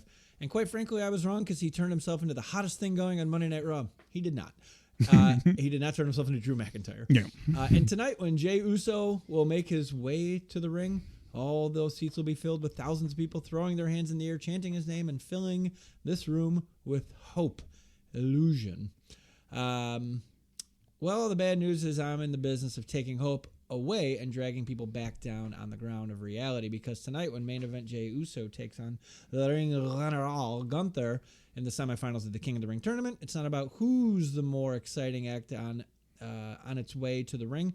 It's about who's the better professional wrestler when that bell rings. And Jay, I'm sorry to say it, but you might be the most exciting showman in this company today, but in that ring, I am superior to you, and after that this is true. Final bell, all these people are going to embrace me. Already the general of this sacred ring, soon to be king of the ring. So he's right about one thing. It is definitely, this is to show who is the better wrestler, but not between him and Jey Uso. It's to show who the better wrestler is between him and Ilya Dragunov, because which one of these two brilliant wrestlers can get a better match out of Jay? Yeah. Yeah. For those watching on Patreon, Sully is doing Ilya Dragunov's conductor bit. Subscribe. My guy. Backstage, we have. I'm getting his rookie card, maybe. I was very happy this was the main event because I didn't have to watch the main event then. Despite it being a Gunther match, the Jey Uso edict did come into play. It was a gentleman's three. Fine. Yeah. Gunther's shtick. That's why I want to see him face somebody like Dragunov, because it started getting a little stale. Of course it is. His matches kind of all go the same way, and they won't if he gets some more like interesting opponents. Sammy, like that wasn't a boring one because it went a different way. But like 80% of his matches the last like 6 months, kind of look like this match did. Yeah. Well, it's better than anything the Judgment Day is doing. Because he's still an excellent wrestler. He was just unfortunately in a the segue. Oh, I'm sorry. Because we're backstage in the Judgment Day's clubhouse. No, that's okay. Yeah. You were going to get no argument from me that he was better than anybody in the Judgment Day. Damian Priest, my favorite Irish lad. You guys ready to go out there and bring those titles back home? And they said they're bringing the titles back home. I just realized when they said that both those guys are Irish. I'm like, oh yeah. The fuck? How did I not recognize that? Damian Priest moves on to Carlitos. They should start an all Irish stable and have them dressed like leprechauns. It'd be Becky Lynch, Valkyria, Finn Balor, McDonough, and JD McDonough. That's fine. And Sheamus. Yeah, they're heavy. Yeah, he could wear like a leprechaun's hat. Yeah, carry a pot of gold around. Those giant like off-white sweaters. Like every Irish person like has. Everybody. But then if you look up how much they cost, they're like $1,800, and you're like, Irish people are mostly poor. How the fuck does everybody have one of these things? They're just eating corned beef all the time. You have to kill your own. There's no corned beef in Ireland. It's a fully American thing. Yeah, we covered that actually. Yeah, I wonder maybe you have to kill your own sheep for that sweater. that white cable knit Shear sweater that yourself. only Irish people have. They never wrestle. They're just making sweaters for everybody. Back. I would love Becky Lynch if she's just shearing sheep and making sweaters. And like not on TV. Yeah, it'd be great. Jamie McDonough too, to be honest with you. I watched some of his NXT stuff, and he can wrestle. They made him a little puss, and like it doesn't make sense. There's a lot of that when they're transitioning up from NXT to WWE. They kind of neuter him a little bit. So we're back in the Judgment Day Clubhouse. Damian Priest says, Carlito, talking to Carlito, I heard about what you did to Steve Van Zandt. Oh yeah, without his mustache. I heard what you did to Cruz. But he's implying that Carlito was the one that attacked Cruz del Toro. I thought he meant he let all the air out of Tom Cruise's tires. No, that would be a way better story. They didn't mention anything about Carlito being the one that attacked Cruz del Toro until this point. I don't believe so. This is like how we find out. Yeah. You should, maybe more mum's the word, like without a camera in your face. Like, hey, I heard you fucked that guy up. Like, maybe say it when the cameras leave. Word is that man's going to be out for a while. Damian Priest has so much information that not even the announcers don't have. That means the LWO is going to be pissed and looking for you. Carlito says, the LWO is coming after me, so I decided to strike first, and now I'm just laying low until the heat dies down. Why does he know so much? I don't know, but he was the security guard in Wayne's World. He like putting cameras up in weird places. Are we going to find out he's like watching ladies in the bathrooms? Yeah. Well, he is a... What do they call him? The bisexual Undertaker? Yeah, yes. So, but now he's like more like jovial and like I'm a cool guy now. Yeah, Triple H leading DX. Yeah. One Shawn Michaels left. Damian Priest says, till the heat dies down. He looks around, says, did I miss a sign that says APA? We're not your personal protection agency. You know that, right? That should have got a better pop. Yeah, it should have. Should have. Always pouting, yes. Yeah. They should say that every time they say APA. I agree. Dominic Mysterio pipes in and says, Priest, he came through for JD and Finn last week, which earned them this tag team title match you're having tonight. Damian Priest says, you did. That's exactly why you're welcome here this week. Just keep earning your keep. You know what I'm saying? Damian Priest goes back to JD and Finn. Kind of gives him a pep talk. JD walks out ahead, and Finn tells, Damien, I can't help but to think I wish it was me and you out there tonight. But I get it. You're the champion. And he walks off after a fist bump. And then Carlito says something about a Knicks. Did something happen in a fucking Knicks game? I feel like that came up. Probably. Yeah. All I thought was like, there's too many people talking about too much stuff here, and I'm bored, and I don't understand. It was like, I did like that they're teasing, like if Finn's like, yeah, you're the champion. I would love it if Finn Balor's the one that turns on Damian Priest and they have a fucking great. feud. And then like took the belts off him. Yeah. Like to make up for when he won the original big red belt. And then he usurps him as like the leader. Boy, that would rule. Yeah. I like that. I like that idea. Book that. Yeah. Me too. I'm in. I'm in for that one. Backstage, we have Shayna Baszler. I think it started as a Leprechaun stable. I was wondering why you're so quiet. You're just thinking about everything Leprechaun related. I mean, Lyra Valkyria can speak Gaelic for Christ's sake. Yeah. That's how you call leprechauns. Yeah. I don't know if that's how you call leprechauns. I think you have to go to the bottom of a rainbow, right? There's cereal there. I know that. Everybody see leprechauns? Say yeah. Listen, go. You're combining now. Because they were like this, they came out like the same week, and they were always back to back. Anytime anybody spread them around, you got the leprechaun and the whistle go woo on the same like. You should be up making breakfast. You can be up making breakfast, something like that. And I could probably do those videos like sound for sound, not just word for word. I thought this episode of Raw was more entertaining than it was. It's only in the morning. I'm so bored. Anyway, backstage we had Shayna Baszler and Zoe Stark, and then Sonya Deville appears. First time after, after 9 months. It literally says, and a wild Sonya Deville appears. Yeah, 9 months. You don't have to say exactly the day. I'll tell you right now. We can cut through it. Sonya Deville's like, I have a proposition. And the new girl was like, oh, I'll listen. And then Shayna was like, fuck her, she's a liar. And then they left. Next, we have the World Tag Team Championship match, which was Awesome Truth versus JD McDonough and Finn Balor. Went 14 minutes, 37 seconds. Did not watch this match.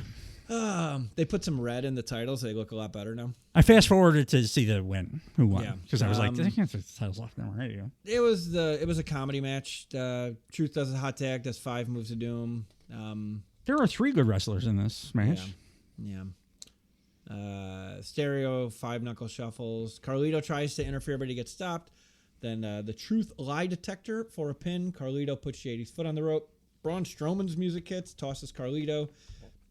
Braun Strowman chases JD around the ring right into an attitude adjustment when he goes back in. The only interesting thing, I did see this part. The only interesting thing about this match is Braun Strowman the only human being, only male in the history of like human existence. Can I talk about his hair? Well, yeah, in a way that's unique, I think. So he saw the hairline was going back like a few years ago, and he made the good decision to like just say, fuck it, you're right, it's going, shaved the head. Yes. Then years later, with the hairline further back now, he decides to grow it back into like a pompadour that starts like a monk, like Friar Tuck in the top of his head. Who shaves their head, loses more of their hairline, and then decides to grow like long hair back? Guys with options. And he's got a ton of them, apparently. I think he's got like a bunker underground and like some weird thoughts or something, because that's a strange thing to do. Well, it looked like a haircut from the Fifth Element or something. Like, really strange. And he had already done this. Like, what if Stone Cold came back and then he had like just a horseshoe like growing in all of a sudden? That'd be what amazing. The fuck are you doing, man? Like, be amazing. You made the right call 25 years ago. Why hasn't he done that? Just for a goof. I think he's too old school, and he'd be like, look like a goddamn accountant if I did that. Oh, yeah, now he's... Like, he needs to be tough still. He's too busy worried about his non-appearances on his private ranch. Yeah. For his I would have liked to pay him a little bit of money at WrestleMania, though, because that would have been... We could have crowdsourced... Would have been neato. They should have put a GoFundMe up to get Stone Cold Steve Austin at WrestleMania, and we could have gotten him. We probably could have gotten Santino, too. I think they could have lumped in Santino. Yeah, they could have. You know? They have all the money in the world. And they're going to go get more this weekend. Just give Stone Cold the entire purse of Queen and King of the Ring.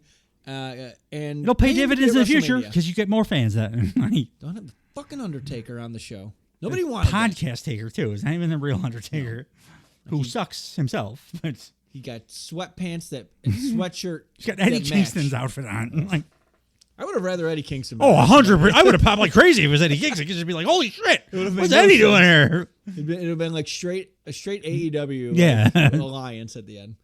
So yeah, that's the finish. So awesome truth pertain. So backstage, we have Becky and Lyra Valkyria. Becky says, "Congratulations, you're going to the Queen of the Ring finals. You got this." And Becky leaves. I think Lyra in real life, like, shoot, is already like, I mean, you keep putting me in fucking things with this. I'm tired of having to listen to her talk off camera. She's telling me about her fucking daughter all the time. Yeah. It's boring as hell. Like, I know you have a book. You've mentioned it 25 times already. She mentions it later on the show, too. Like, there's no way she's a face. She's clearly like an overzealous, like pompous asshole. Like, she's a fucking heel. But what would be worse is if they don't because they're not always the best at this. If they don't recognize what they're doing, I'm not 100% sure either way. Yeah, it's possible that they are, because it seems so. It's really on the nose. Jesus Christ! Points, like, because it comes down to an empathy thing. Like, if you say I'm a number one best, she says this in her promo later, but I'm a number one, a New York Times number one bestseller. Who the fuck knows what that feels like? Yeah, nobody. No. So like that's a useless thing to get someone. She's not relatable in any way. No. And the other thing too, she keeps going like the little buddy thing.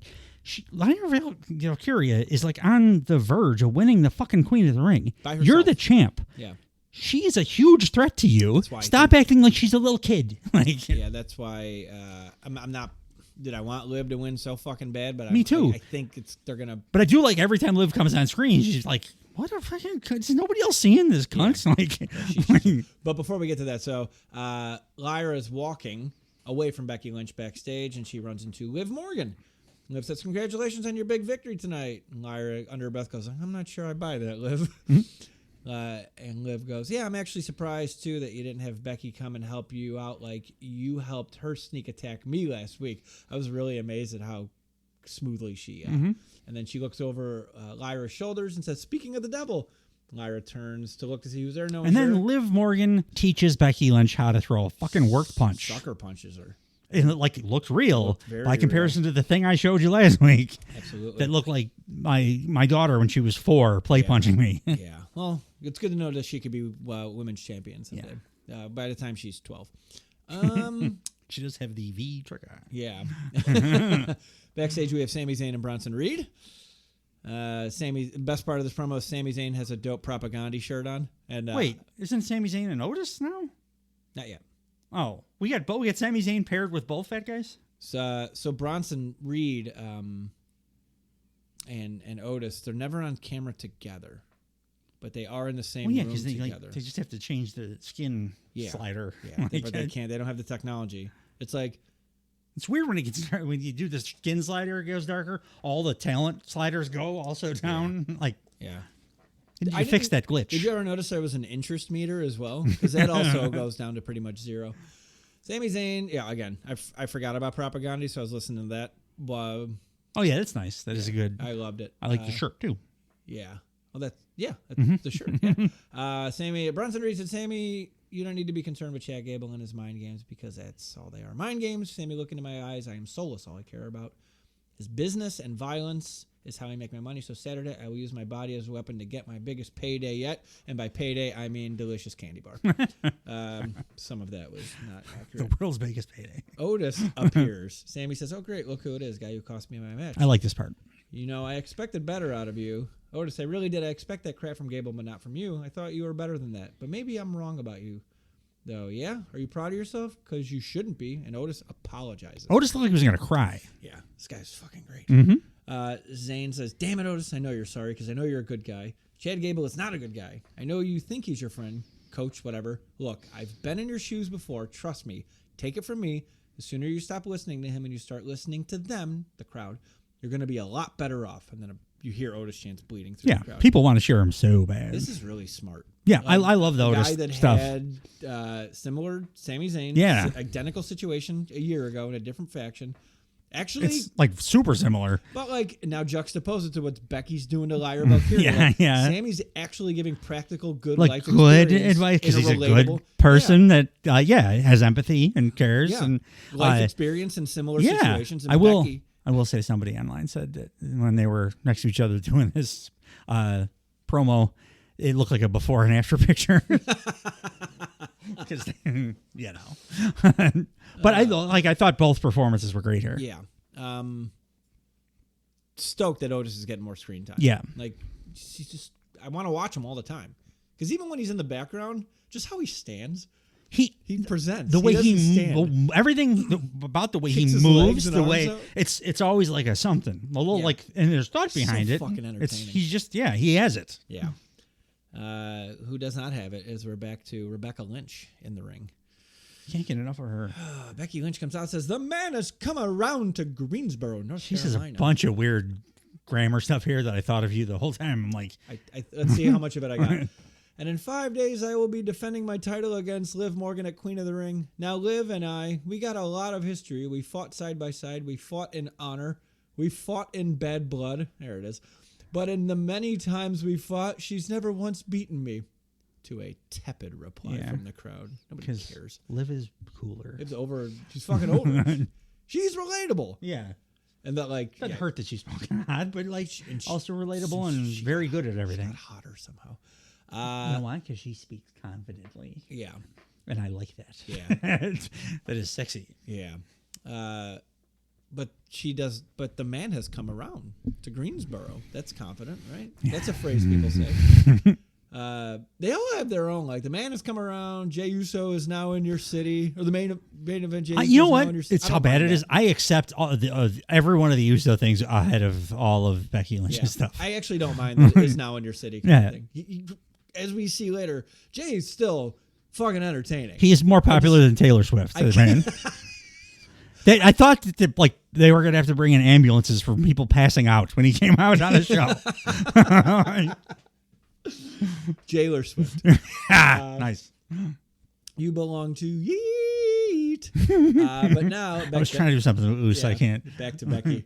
I know we got bad bloodline. Bloodline. What's the we're gonna do this anti-hero? I can name there's gotta be something you can do an anti-hero in wrestling. Related to Jey Uso. Whatever. I'm Team Olivia Rodrigo anyway. I got two. I got two under my belt. Becky says, but now I wrote a whole song about Mang. Yeah, you're ahead. Don't worry.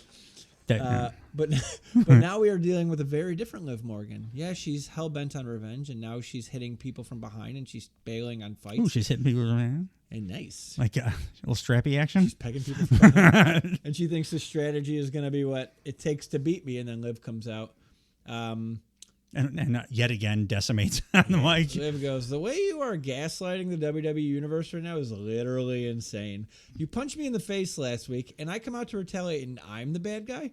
Then Damage Control comes out to attack you, so I leave because it has absolutely nothing to do with me at all. And all of a sudden, I'm scared to fight." And Becky's making like chicken noises in the ring. Yeah, really relatable. Oh, that's good. I think you might be a little confused, Becky, because I don't care about these other women. I barely even care about you. All I care about is my purpose, which is to complete the Liv Morgan Revenge Tour. Also, big oversight that they're not selling like concert tour shirts for Liv Morgan. That'd be great. That's a great idea. It's a great idea. It's a tour. Like, come on, every city that they go to, or like whatever, make bullshit up. So, I think what happened, because the timelines match up. Yeah. I think that both that Liv Morgan and Jack Perry got sent to some like special Hogwarts personality and promo school together, and like were locked in there for like over a whole winter or something, and that's how they came out as different people. Yeah. And then on top of that thought, I had Liv Morgan looks like Liv Morgan, and Jack Perry looks like Jack Perry. So if they were there together, they had every kind of sex that any human being's ever had in history. Jack Perry is with the lovely Anna Jay. He may have brought her along. I'm sure Anna Jay would be interested in Liv too. She's a very beautiful lady. She's from Florida. Say no more. Becky Lynch, by the way, the mystical Hogwarts place you're talking about is the island of Japan. Yeah, it is. It seems to just... Kurikan Hall. It makes everything in wrestling better somehow. I didn't believe it either until like we started watching all the... So not only did Jack Perry make me a believer, but we're watching all these old Turnbuckle Time Machine episode pay-per-views. And it's like, oh, Japan really is a truly magical place for yeah, wrestling. Yes, it makes absolutely. Everybody fucking better somehow.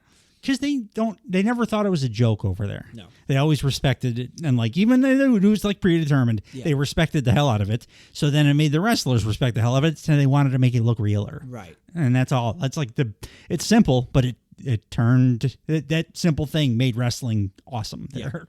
And if you'd like an example for how real it does look, tune into our latest Turnbuckle Time Machine of ECW Heatwave 98 to watch and Masato Tanaka get brutalized by Japanese-trained Mike Awesome and one of the hardest things to watch. My favorite hardcore match of all time, Mike Awesome versus a rhinoceros. Wow.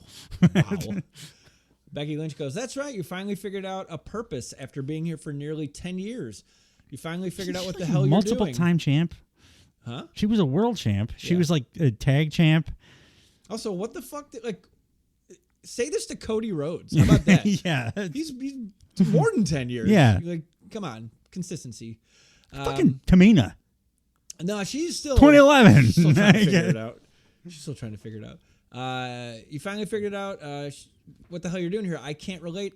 I have known my purpose since I've been 15 years old when I first walked into a wrestling gym. Well, good for you. I wrote a New York Times best-selling book about my purpose. I actually yelled, "Good for you," like Patrick Bateman at the TV when she said that. I wanted equality. I wanted to change the game. I wanted to break down barriers, break through glass ceilings. I wanted to main event WrestleManias. I think Soraya already did that. Yeah. By the time you got there. After 22 years, my purpose still remains the same. Be the fourth best 4-horsewoman. Yeah. Oh, then some. I want to make sure that when I leave this place, it is better than how I found it. But your purpose is revenge, okay? So if you get it, what happens next? By the way, thought here. Becky mentioned she wanted to headline WrestleManias and break glass ceilings. Mm-hmm. Her entire character during that time was someone based on a character hell-bent on revenge. Yeah, she was a disruptor. She was like fucking a maniac because she was doing the Tarantino thing. Kill Bill. So, and both of those movies are about her getting revenge. But according to this, she's like an Olympic gymnast whose parents have had her on the same path since she was 4 years old. And has the right to shit on somebody looking for revenge. Yeah. Looking for revenge, which also like leads her on a path for the goddamn world title. So she's doing exactly what she should be doing as a wrestler. And if anything, Liv Morgan's doing exactly what Becky did. Yeah. Right. So like, I couldn't stand that shit when Becky was like, "Oh, the man has to collect her debts." I'm like, you're not the fucking bride. Like borrow from it. Yeah. Don't be the like. Also, the bride, like they tried to kill her and they killed all the people around her, and like different story. No. You got biffed in the face by a bad wrestler. Yeah, made you extra millions of dollars. Liv Morgan says, "You're really, really, really, really delusional, Becky. It's actually insane.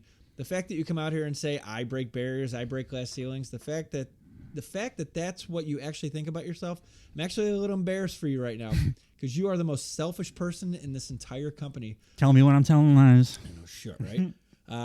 She doesn't care about you guys. She doesn't care about this place. All Becky has ever cared about is herself. What the crowd's doing? What shit? Oh, she's incredible at this now. What? You guys can't hear me? I know why. It's because all you have your head shoved so far up Becky's ass right now that you can't hear me. Great. She's like perfect. Like I don't think she had that in the chamber. I think she came up with that on the spot. Also, too, I didn't really hear the. It was like she cuts it off so early now. Yeah. Like a few come out and she's like, "What? Yeah. What, motherfuckers?" Like it was, and they like neutered it right away. Yeah, that's why she's sexier now because she's confident. Confidence is sexy. But thank you for not making everything about yourself and actually asking me a question about me. You want to know what's next after I complete the Liv Morgan Revenge Tour? After 10 long, hard years in the WWE, I will finally sit where I belong, which is at the top of this division as your new Women's World Champion. It's crazy she's been there for 10 years, but yeah, she's so much better than she used to be. Yeah, but she strikes me as someone that started when she was like 21. I think she was 20. I think it was 2-0. She's a child. Yeah. Like currently, she's a child. Yeah.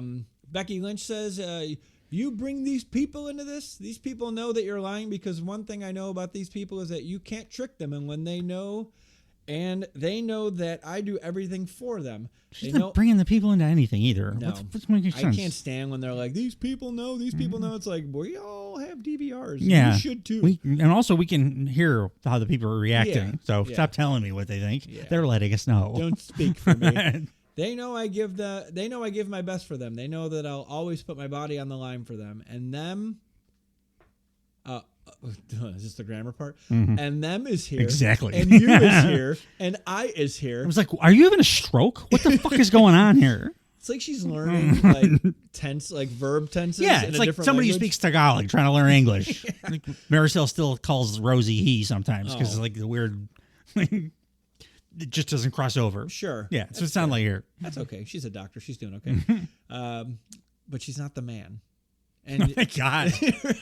I would be the man with a bullet through my brain if the man was my wife. You'd be Sully Rollins. Sully friggin' Rollins. I'd be Tyler Black because I'd be an AEW. That's fair. And I came here looking for a fight. You didn't, though, because she's so like made up. She does have cool pants on here. She always has cool pants on. So if you think you're worthy of being the champion, well, then why don't you come put your money where your mouth is and come down here and fight me? Because there's a pay-per-view like right around the corner, Liv stupid. Morgan replies in kind. So Liv teases getting in the ring, and then she bails, and Liv goes, I wish you could see how stupid you look right now. Wah, wah, wah. I want to fight. I'm actually going to do the smart thing, which is wait, because on Saturday we have a world title match. So I'm going to wait, and then on Saturday I will fight you and I will become the new Women's World Champion. Cry about it. This is my favorite thing about what Kevin Owens does this kind of shit. She almost does a Kevin Owens here, but like if Owens was in the challenging position here and the champ was like, let's fight right now, Owens would be like, do you not watch the show? Like, we've been doing this for 20 years. You know how this works. We're on Raw right now. There's a pay-per-view on Saturday. Yeah. We're fighting for the title. It's obviously going to happen. It's a pay-per-view. Mm-hmm. Like, am I the only one that watches these shows back? Like, I love that, the Deadpool stuff that Owens does. And this is it's almost like that. She's like, what are you talking? The pay-per-view is Saturday, stupid. And we've been feuding on TV for weeks. Liv's the best talker and women talker in this company. Yeah. Right? I can't even think of a second. Look, there's different ones that have like Chelsea Green is very good at what she does. It's a different kind of thing. Yes. I actually really like Bianca. Oh, I'm still maintaining she's the best female wrestler in the history of wrestling. Yeah. I mean, she's in the conversation for sure. Yeah. Manami Toyota, it's going to be Sure. But Bianca can talk too. So but I think you're right. I think Liv probably is the best mic. Yeah, This is like the difference is so stark when it's just a promo train kind of thing, and it's Becky doing her thing, and Liv walking down, expressing a bunch of different kinds of emotions and natural human feelings, and like she's thinking of stuff on this fly, and like reacting. It seems naturally. And she's not like these people. And look, she threw out a couple the fact that, and I'm like, Liv, and she made it work. Yeah. I mean, there's always going to be a cliche or two that you like. That's just her buying time. You hear that a billion times as a wrestling fan your whole life too. So you're going to repeat a little bit, but she's awesome. Her trying to formulate her thoughts, giving herself a couple extra seconds to do so. It's Forbidden Door. Let's get a Tony Storm, Liv Morgan promo battle. Yeah, Liv Morgan Tony Storm match. That'd be great too. I'd like a Bianca Tony. I was going to say, if we're going to make requests, I'd like Bianca Tony. And a Mariah May versus Tiffany Stratton. Yeah. And then if we could get, what else could we do here? CM Punk versus the Young Bucks. Yeah, it might have made a little bit of money if they would have pulled the trigger. Yeah, no shit, right?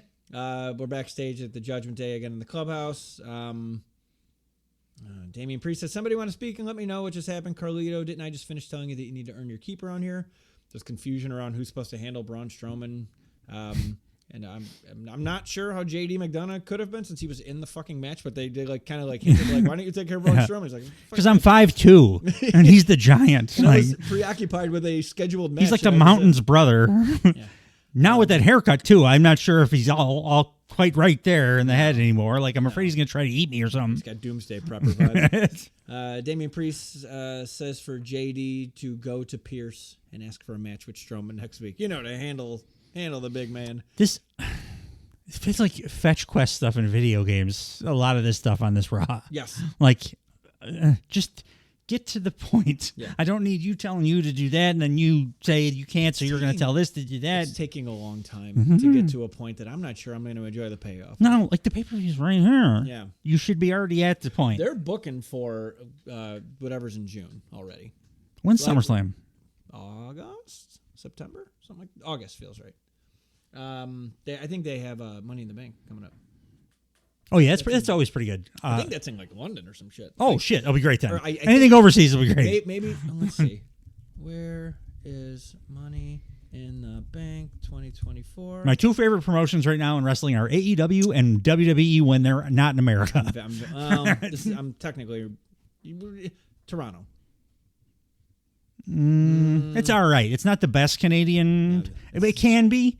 That's where Omega and Ospreay had that super hot match, but I think you need to have Torontons on the card. Torontons. We need more Europe, more Europe really, but Puerto Rico. I know it's country, but down there, do a show in Mexico. Yeah. It'd be nuts. Yeah.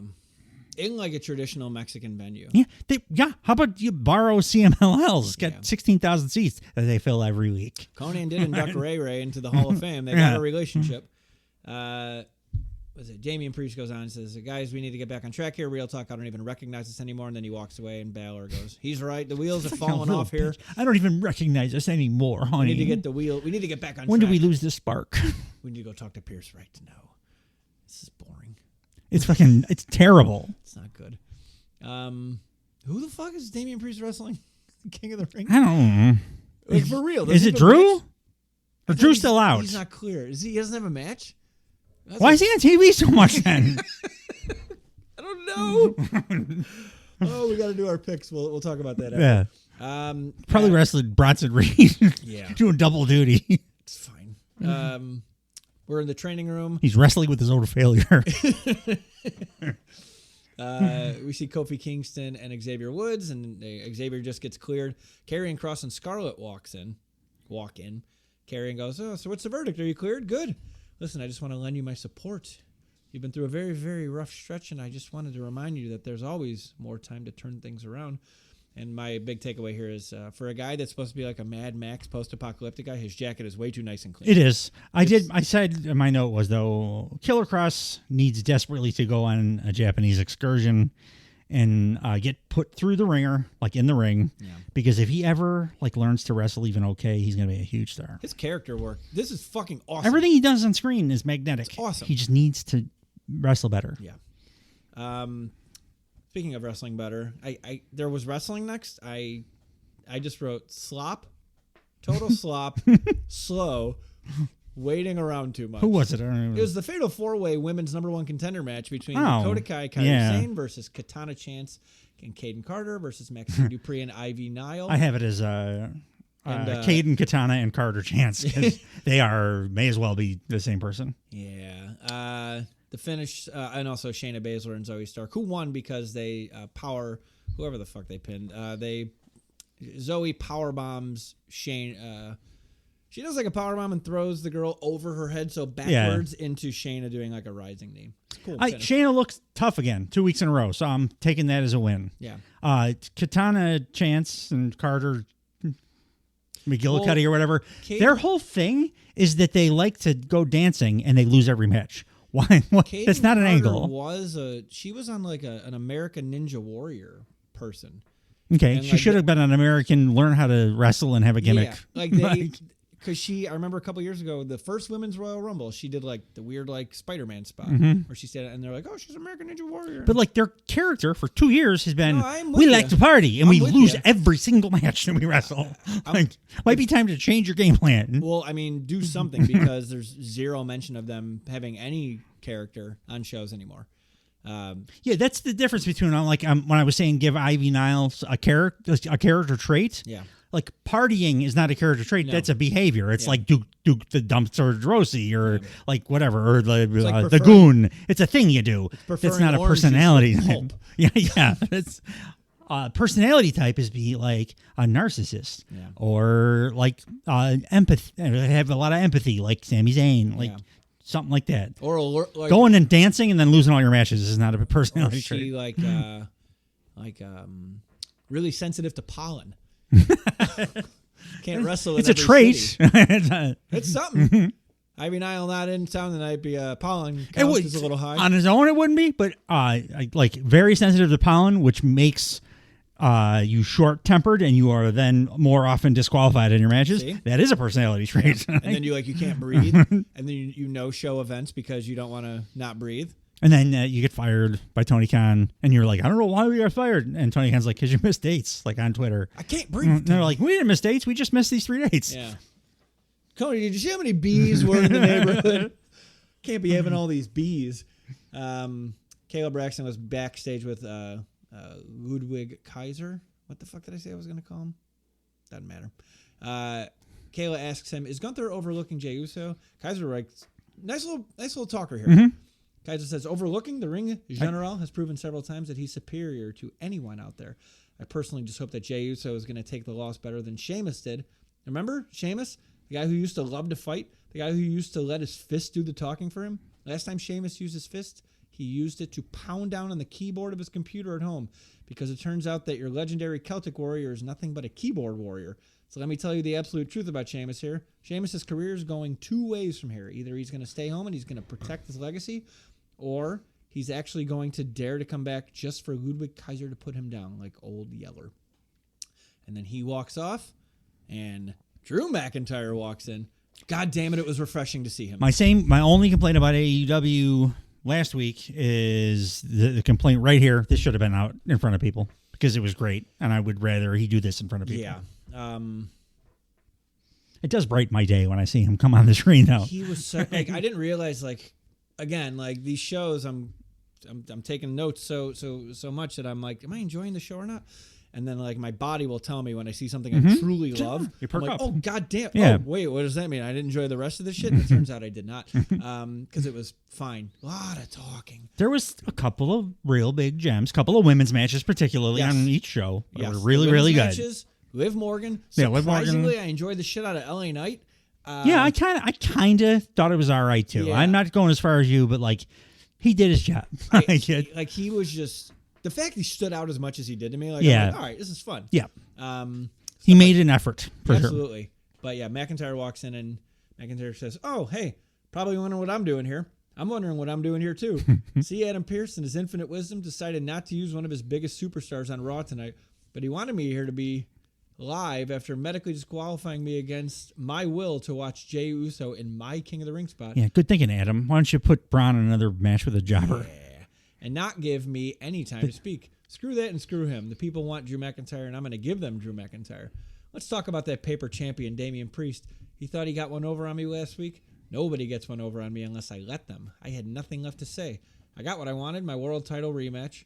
I'm playing chess, and he's playing with his guy liner. He's also spreading himself too thin. It's Seth all over again. The LWO, the tag titles, Braun, Carlito.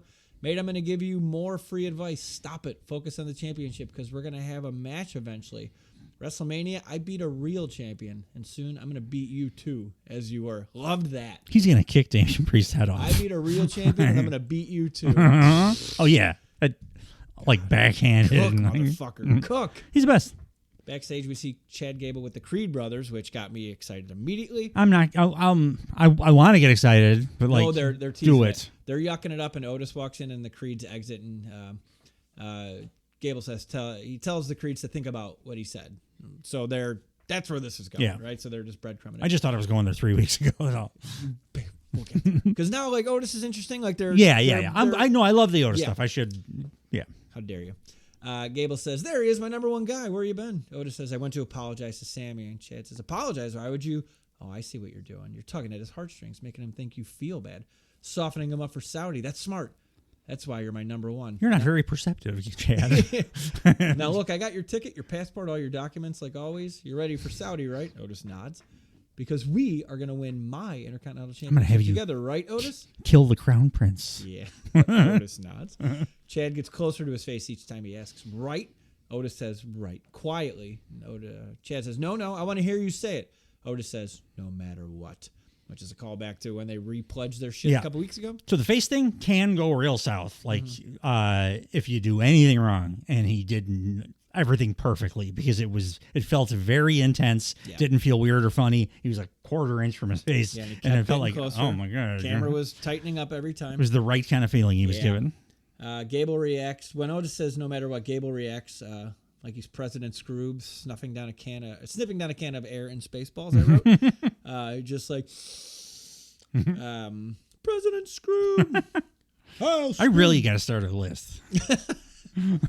I'll see you on the flight. Business class, only the best for my number one, which I liked. He needs 2 seats, right? Otis? Yeah. Well, business class are wider anyway.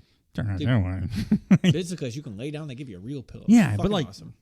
I'm like big, but normal big, and like this business class, I'm still like kind of up against the sides. Otis is like 5 feet wide. Probably two for him. Backstage, we see Jey Uso. So tonight's the night. There is no tomorrow. It's like Michael Jackson coming out in 1985. Yeah. 100,000 people. Outside in like the parking garage. The door is shut. This was like an unnecessary thing, but it was fucking neat. Yeah. I just like that they keep trying different stuff. Yeah. It's the semifinals for the King of the Ring tournament. Main event, Jey Uso versus the Ring General Gunther. Last time I met you, Us, I almost had you. We have unfinished business right here, Us. No, you don't. Why do they say that? Yeah. You lost. He lost. Yeah. Now that you've highlighted, I'm going to fucking... The Ricochet one, unfinished business, like he defeated you soundly. Yeah. It was a good match, but you lost very clearly. It's like if we played a game of chess right now and like I soundly beated you, and next week you're like, we have unfinished business. It'd be like if we were in a chess tournament and you beat me, and then you were going to face the next person that won their bracket, and I was like, wait, you need to face me again because we have unfinished business. It's better. Like, what the fuck does that mean? Like, tonight I finish your job. You're gonna catch a yeet down. And I'm gonna catch a crown. It's main event time, Oos. And then the garage door opens behind him, and he walks from the parking garage to the ring. I bet Jey Uso is fun to like play Madden with. Oh, for sure. He's got to be great hang. He's got punch hole in the walls when you miss a field goal vibes. Yeah. You know. For sure. Yeah. I had a roommate like that in college. He's very impulsive. Nice guy, but he'd miss a field goal, and then the next morning I would like notice him patching up a wall. I'm like, you win? He's like, no. I grew up with like Kid Around the Block. Nick Mall, if you're listening. He must have broken 20 NES controllers in the time that Jesus. like a 2-year period of me going over and playing like games with him. Because every time he lost, he had no way of processing it. He would throw it off the wall. And they were not inexpensive in 1987. No. My note for the match is Uso Edict, which means I did not watch the match. Yeah. I did see that the finish was Gunther got a rear naked choke on Jay for the W. I watched it because I was curious about my theory, and I was right. Ilya is the better wrestler of the two. They're both very, very good. Yeah. Ilya is better, and I think he's got a better future. Yeah. Well, no doubt. I love it. Yeah. But now we get Gunther versus either Randy Orton or Tama Tonga in the finals of the King of the Ring in Saudi Arabia. The Randy Gunther prospect is very interesting. Exciting. It's a very interesting matchup, especially with like the most recent return to Randy that seems to have altered kind of the way he does things, and he seems like he's given more of a shit about stuff too. So, like, I mean, he had a good match and an okay match so far, which is one more good and one more okay match than I've seen from Randy Orton in the last 25 years. I just like that he's given more, man. I saw movement out back. I'm like, why? I think it's just a big moth. Sorry. Oh, okay. I thought somebody was trying to break into my house just now. Oh, hope not. No. Me too. Oh, it's right at the end of the pod. So unless it's convenient. Becky Lynch, and then we can tie her up and ship her off to another country. How you doing? Start with maybe she is. Maybe it's like Mercedes. Like, she is a heel and she knows it, and they're just doing it subtly. Yeah. I hope, because it's bad. We'll see. But yeah, that is the go home Monday Night Raw for the King and Queen. Oh, I didn't do main event of the evening for any of the things today. It's pre-pay-per-view. It's hard to think about anything as a main event of the evening. Save it for next week. All right, so we have a weekend of fun in the sun watching pro wrestling. One incredible looking show and one pretty interesting looking show. Yeah. If you guys haven't already listened, go check out our AEW podcast, dropping at the same time. We're also going to do right now a little shorty guy, like short form video and audio podcast where we will do our picks for both pay-per-views. Although for the title, for Dave's current title, soon to be mine, the Big Four pay-per-view picks are the only ones that are considered. So whoever wins the picks for Double or Nothing is going to be the new champ. So check that out too, guys. Thanks, as always, for being with us. Hope to see you again next week. Bye-bye.